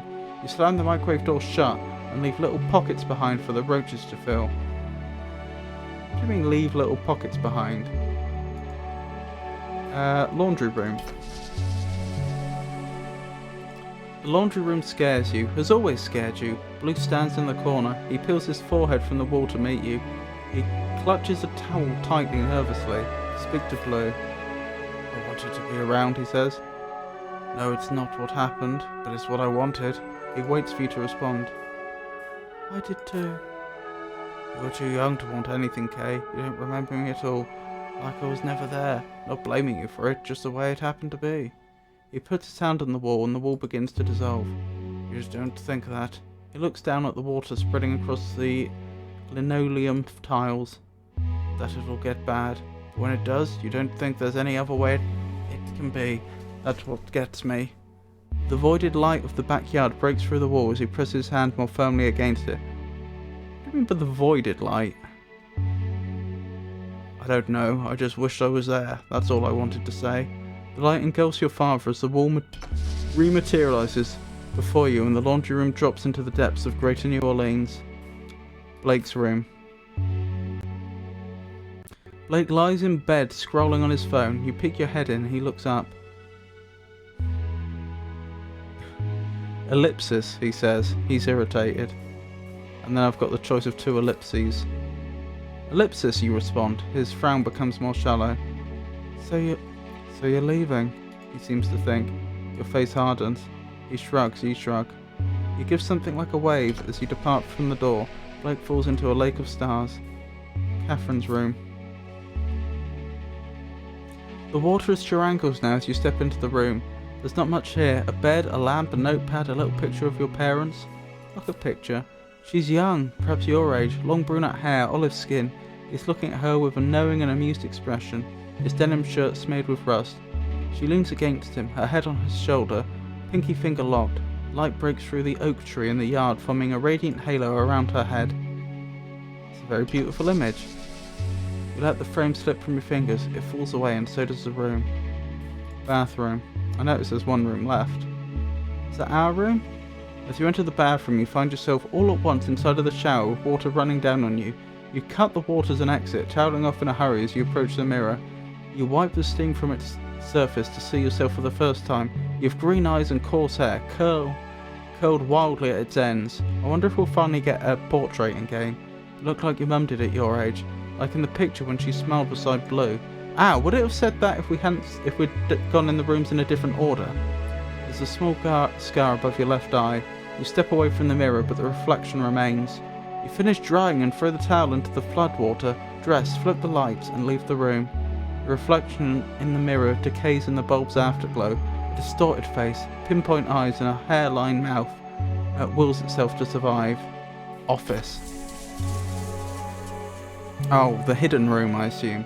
The ladder rattles in the closet of the hidden room as you descend into the floodwaters. Milline's head hangs limp, her chin a few inches from the water's surface. As you trudge toward her, her shattered face lifts slowly until her voice twists from it in a gasp of electricity. Kay, you're awake, she says. A sphere of flickering light strobes behind what remains of her face. I want to apologize for my behavior earlier. You tried to kill me. Her head shivers. She attempts to stand in the floodwaters but loses her balance and immediately crashes back into the pool. Do you see? Broken. Her gestures become small and erratic, spasms animated by a deep current of anguish. You have seen what's inside of my mind. A grove hidden in the blackness of night where a hunter hides.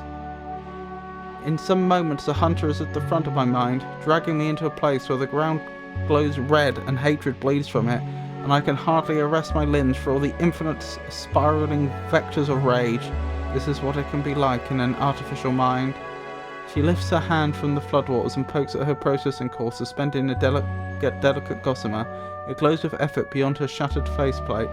Here is where the hunter lives, she says. Her vocal pitch twists and splits as she pinches at the glandular machine. Oh goodness me, these descriptions. Her pitch twists and splits. This is where he listened to your mother, these stars. She swats at the flaking bits of strengthened glass that decorate the rim of her face. Are his eyes? Oh, they called her Million because of all the eyes she had. She shakes her, as in like projected on a faceplate. She shakes her head violently. Crystals of glass rain into the water as it rises to find her neck. What am I, then? Does it mean anything when I apologize? The water rises still more to the crown of her head. She continues to speak in indecipherable static. Soon there is no more robot left to flood. You swim through the black water toward the light of the attic as the room sucks down into the suburban depths. Million's face hangs in the fluid of your eyes as you float in the vacuum of the New Orleans sky. The fluid of your eyes, eh? What is this? Oh, it's Million. The stars are aligning to make a constellation resembling Million.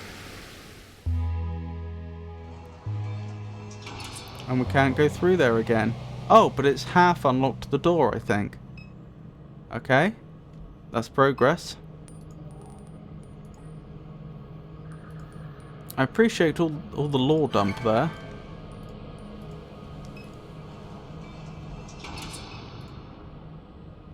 Interesting that we're going to get a choice to save Blake or not, because why wouldn't we save him? It sounds like saving Blake may have other negative consequences. Mazine. Oh, this is the office where Laura St. Clair shot herself. You slide a piece of paper from the envelope that rests on the desk to find a crudely drawn sketch of your family. Oh dear. All with halos over our heads. Our mother, presumably, with crosses through her eyes, but the other two not, also implying that Blake's still alive. Oh, and Million in the background of a halo.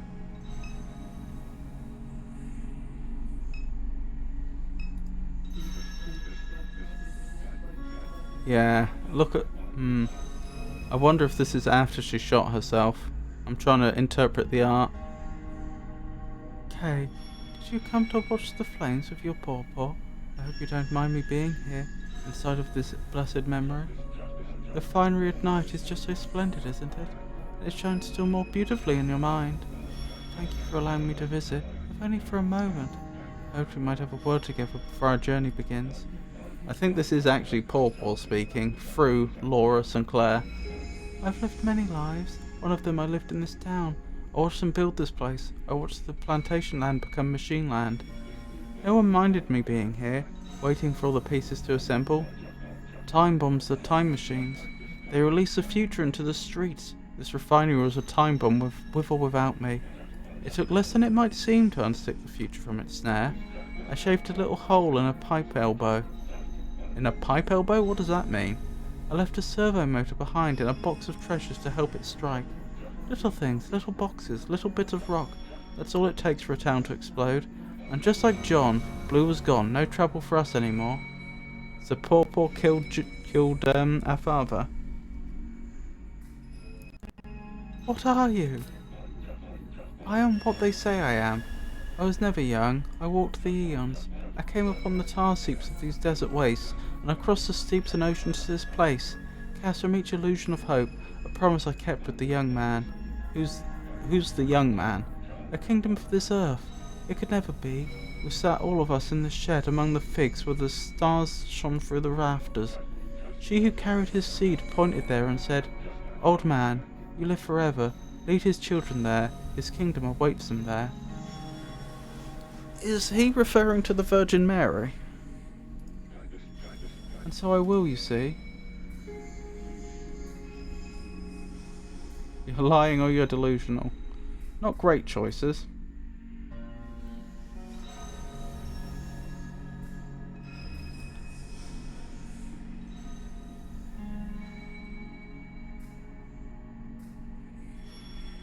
I find that a little hard to believe.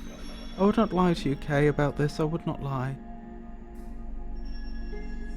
Why my family? Because you are the last of his line. After you, there will be no more. Meaning he's determined, presumably, to make sure that there will be no more. Because otherwise, how could he know there would be no more?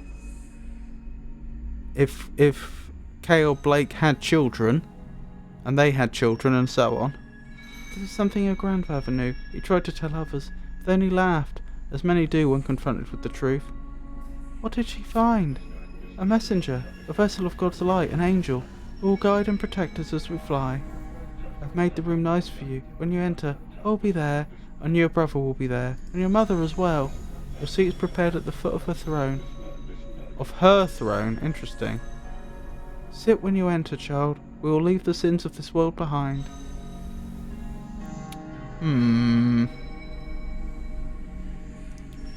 Well, I've already knocked out their ground control, so Aside from anything else, I don't think this is going to work.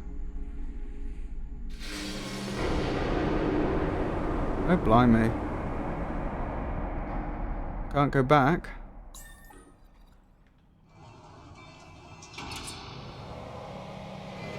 Well, there we go.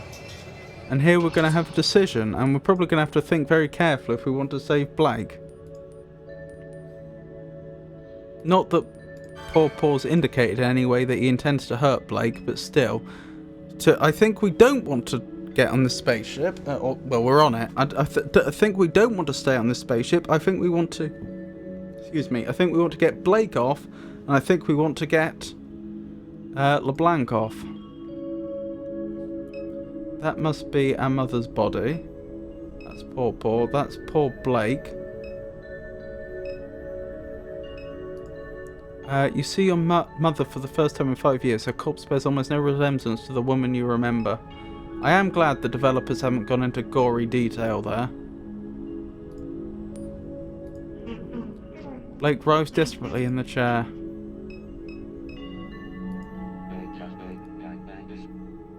Interesting. He's put soot or something all over his face. We've waited only a short while for you, child. And yet it has been an eternity, an evening without end. You have brought your mother's ring, the jewel of the Magdalene, your inheritance. The beauty and goodness and virtue of this moment floods my ancient heart. Take a seat, Kay. Be with your family. No. Although I have to... Oh, so I do still have an inventory, even if I can't access it. How do I proceed? Blake grows desperately in the chair. You make your way towards Blake. Paw immediately intercepts you and knocks you to the floor with an aggressive shoulder tackle before casually returning to his place at the altar.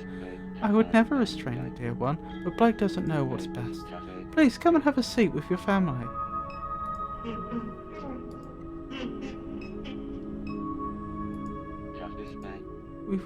We've waited only a short while for you, child, and it has been an eternity, an evening without end. You have brought your mother's ring, the jewel of the Magdalene, your inheritance. The beauty and goodness and virtue of this moment floods my ancient heart. Take your seat, Kay. I could walk away, but I don't think that's going to do any good.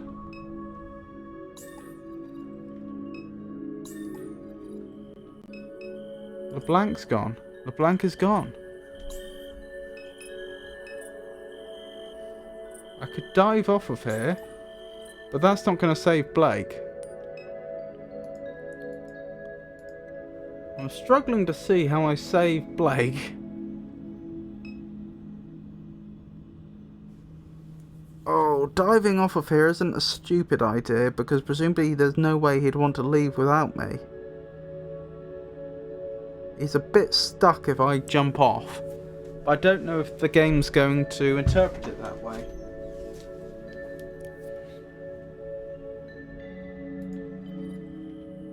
I'm worried about leaving Blake there with him as well.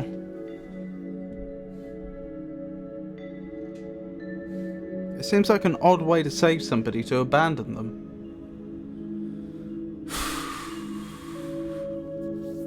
But I don't think I'm wrong that, as we understand Paw Paw's motivations here, if we're not on this spaceship, I don't see why he would take off.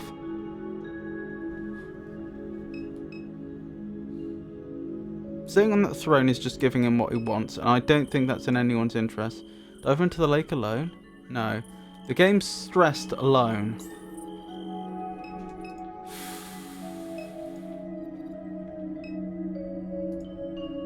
Sit.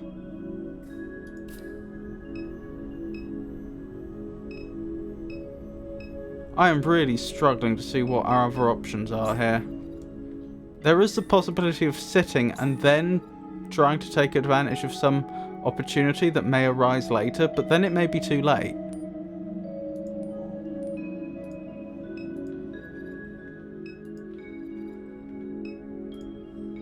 Well, we'll sit for now. You approach your chair and glance over to Blake. He watches with dreadful panicked eyes. You sit. Very good, child. I know that you are both afraid, but remain strong. You'll be rewarded for your courage in the world that awaits. Pauper raises the transceiver in his hand. Garrett, my boy. Garrett? Come in, boy. Oh, wonderful! Because I already got rid of Bruce. Oh, there's our green eyes. Bruce, answer me. Did your daddy call you home? Bruce? Bruce! Not to worry, Kay. Be with your family. I will return shortly. And then it will be time. Only a moment. This chamber is yours, and there's no leaving it now. Not for you. Not for Blake. Settle into your fate, okay? Yes. Settle in. Pauper walks quickly out of the room and through the steel doors at the end of the hall. You immediately spring from your seat. You rush to untangle Blake from the mess of ropes and duct tape that binds him to the chair. As you peel the tape from his face, he lets out a helpless and exasperated cry of terror. Wonderful! He doesn't look happy, does he? I don't blame him. You see it all in your brother's eyes. You see him exiting the ride share outside the bar. You see the boys in the van. They wanted a breath before they jump out and grab him. Sorry, they wait a breath before they jump out and grab him. He screams, he panics. They throw a bag over his head and repeatedly hit him with small, extendable batons until they're certain he's unconscious. That does not sound pleasant. There is darkness, colour, American spelling of colour, blood, screams, light. He's in a chair, not here, down below, beyond the door. A riot is unfolding, a gunshot, the sounds of crowds. The old man sits there before him, applying mascara with a small pocket mirror. His face is covered in little plastic jewels. They crack and peel from his face as he smiles. Blake, he says, you're awake. The others turn away as he begins to laugh.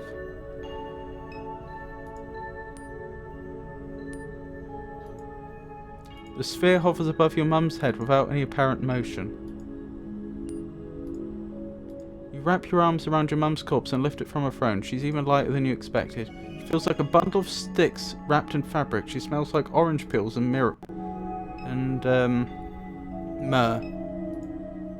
The sphere hovers above your mum's head without any apparent motion. Time to go. I thought so. The sphere's going to follow us now. I may have made a mistake, but we'll see. By bringing my mother's body with us, there is a danger that I won't be able to leave. Dive into the lake? Yes! Hang on. Since I've got time, let me double check. There is no other way out of here, is there? Not that I can see. Right, let's go. Hang on. Let's examine this statue one last time. Okay, yeah, nothing we can do with it. Time to go. I think we got everything. You approach the railing. Together again. Family reunion. To be perfectly honest, I feel like getting her mum's body out of here. Oh wait, hang on. If we can jump into the lake from here, there is no glass. Which means if this thing did take off, as soon as we got to space, all the air would be vacuumed out.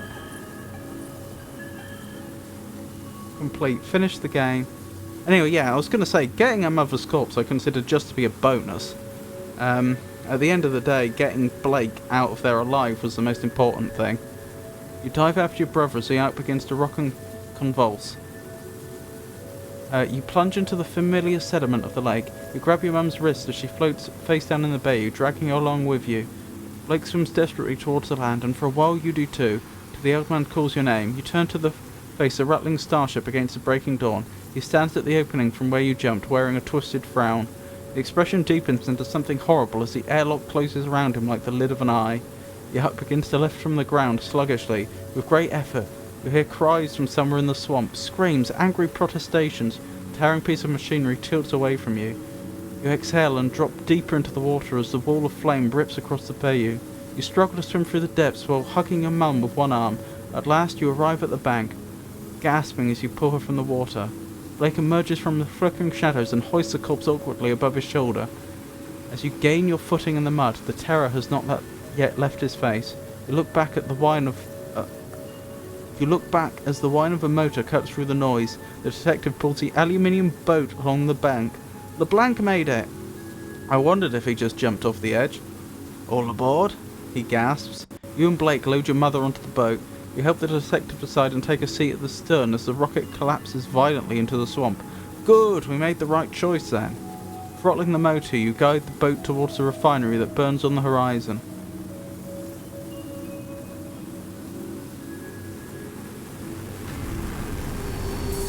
I do wonder if we'd made different choices if it wouldn't have collapsed, though.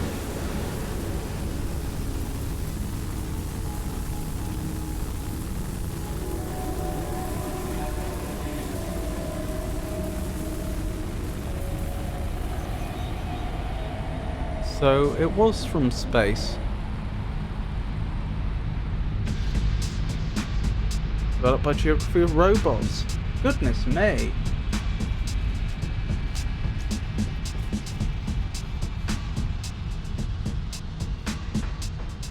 John's Sculptures. Megan Acosta. I wonder if they were actually... those were sculptures they actually made in the real world out of clay or something. Wow, a lot more people publishing this game than played it looks like. So what did you all think?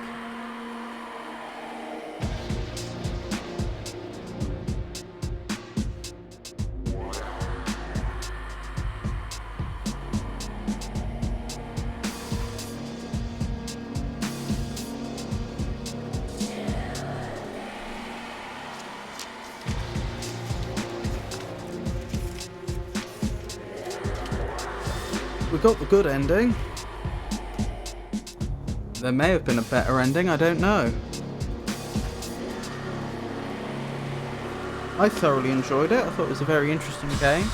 Some very creative ideas. Certainly got pretty dark in places.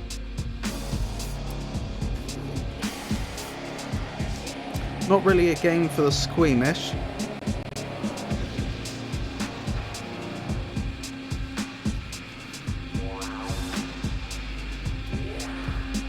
Have to figure out what I'm playing next since we finished this game. There was some suggestion that I should try, I think it was the Silent Hill 2 remake. I have to buy it, I don't own it currently.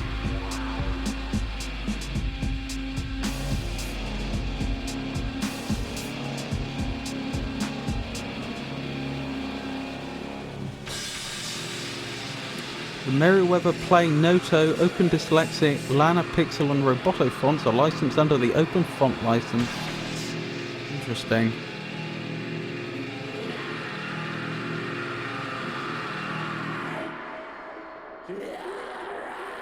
So if I hadn't picked up on the whole getting that message to Bruce situation, presumably there's no way we could have gotten out of there with Blake and our mother. Goodness! Right, so that is the game finished. I was wondering whether we were going to get some sort of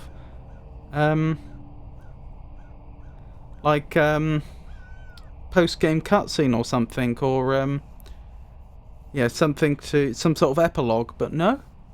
Still, like I say, very interesting game, very interesting setting. I don't think I've ever played a game that's been set in some of the southern states before.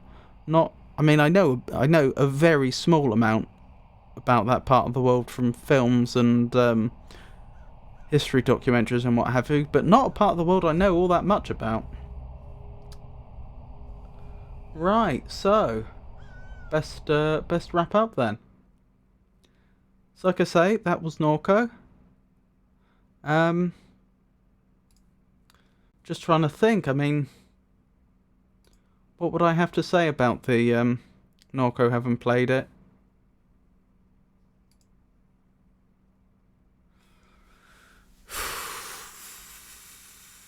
You know, the funny thing is, I'm not sure it ever really challenged me at a puzzle level, did it? Were there any puzzles I really got stuck on? I know there was a few points when I didn't know how to proceed, but that was the classic adventure game problem of, you know, not having an item or not having discovered there's an area you can get to. I don't remember reaching a point where we actually had a puzzle that wasn't quite easily solved. So perhaps that, if I had to pick something to criticise, perhaps I'd pick that. I think the point that Tato was making earlier about it being a bit like a visual novel is quite apt in that regard. Like, notionally it's an adventure game, notionally we're solving puzzles, there are like items and stuff we can pick up and interact with, but really at the end of the day, like, again, there could be deeper layers to this game that I've just not seen because I've only played it once, but it felt like the game was really quite linear most of the way through. There weren't many sections where I actually had any meaningful choices, and where those did occur, it felt like it was quite well signposted, which I don't object to. I don't object to the idea that if there's multiple endings and so on, the game does actually, make it easy for you to find them. But yeah, it's like I say, feeling linear most of the way through, combined with the fact that the puzzles where they did occur weren't that difficult, it does give it more of a visual novel type feel. Hey Pikachu! Rats, I missed everything. I'm sorry, Pikachu. I hope you've been having a good day anyway. It is lovely to see you. Yeah. It is bad luck that I just happened to finish the game just as you turned up. But yeah, it is lovely to see you. How have you been? I've just been wrapping up this stream with, I suppose, a bit of a almost review of the game, as I often do when I finish a game. Yep, just finished Norco. Hold on, I'll just take you back to the main screen. Norco, that was the adventure game I was playing. Yeah, as far as, obviously I've only played this once, so I don't know everything that is possible to do in this game, but it looks like there were multiple endings, and I think we got the best possible ending. It's hard to imagine how there could have been a better ending from the main character's perspective. I could be wrong though, because like I say, I've only played it once. But yeah, I was just thinking back on the game, trying to think about things that I could praise it for or criticise about it. Like I say, the things to praise are the fact that I think it had some very creative writing. It's an interesting setting, because I don't know much about the southern states of America, and especially when they started like talking about the environment and specifically the sort of things that were going in the swamps and how that was affecting the land, like accidentally letting in loads of salt water from the sea, causing a lot of the vegetation to die, which then caused like soil erosion because there was no longer vegetation holding the land together and stuff like that. All that stuff was stuff that I wasn't familiar with, but I could very much believe and was very interesting. So, interesting setting, lots of lore that you can dig into, creative writing, some lovely art and general aesthetics, all that stuff, very much praise. Criticisms, I would say puzzles were a bit easy. Like, it would have been nice to have, it's not that I want to get stuck. Getting stuck in a game is always unpleasant, but it would be nice to have had some puzzles where once you actually reach the puzzle, once you actually know what you're trying to do, actually solving the puzzle was a bit harder, if that makes sense. And the game generally being, I think the other thing I was pointing out is I feel like the game gave you quite a lot of the illusion of choice without actually having much choice. A lot of things, we never actually found out what happened to Super Duck, did we? Even though we did what we could to help Super Duck. I wonder if that was some content I missed out on because I didn't do something. Anyway, but yeah, I think there was a lot of illusion of choice. The puzzles were a bit easy, so like Tato said, I think this adventure game sort of ended up a bit visual novel-y. I've not played a lot of visual novels.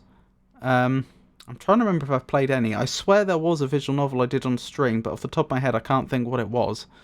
But yeah, it's almost like with the first person perspective, the heavy use of dialogue, a fairly linear design, and easy puzzles, all that added together to, I think, mean that the developers did end up sort of reinventing the visual novel, but coming from adventure games, if that makes sense. Yes, Super Duck. So Super Duck was a character in this game. So one of the concepts they have in this game is that technology has reached a point where we can scan people's brains, and something that some people like to do is if they know they're terminally ill and they have access to enough money, they will then go to a clinic where they'll scan their brain before they die, and then that brain scan can be loaded on a computer so that the relatives can then talk to a version of them after they're dead. And that's what they called it. They called it versioning. Now, there was a character in the game called Duck. I think his actual name was Clay Raymonds or something.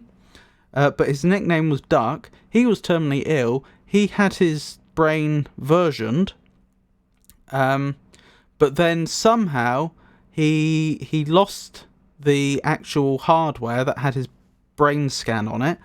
The game didn't actually specify how he lost it. It's reading between the lines. It sounds like someone may have broken in and stole it or something, but it wasn't clear. And then apparently something was done to it, and it started spreading over the internet like a virus. And it basically became some sort of super intelligence that was doing some very weird things. And it called itself Super Duck. So that's who Super Duck was.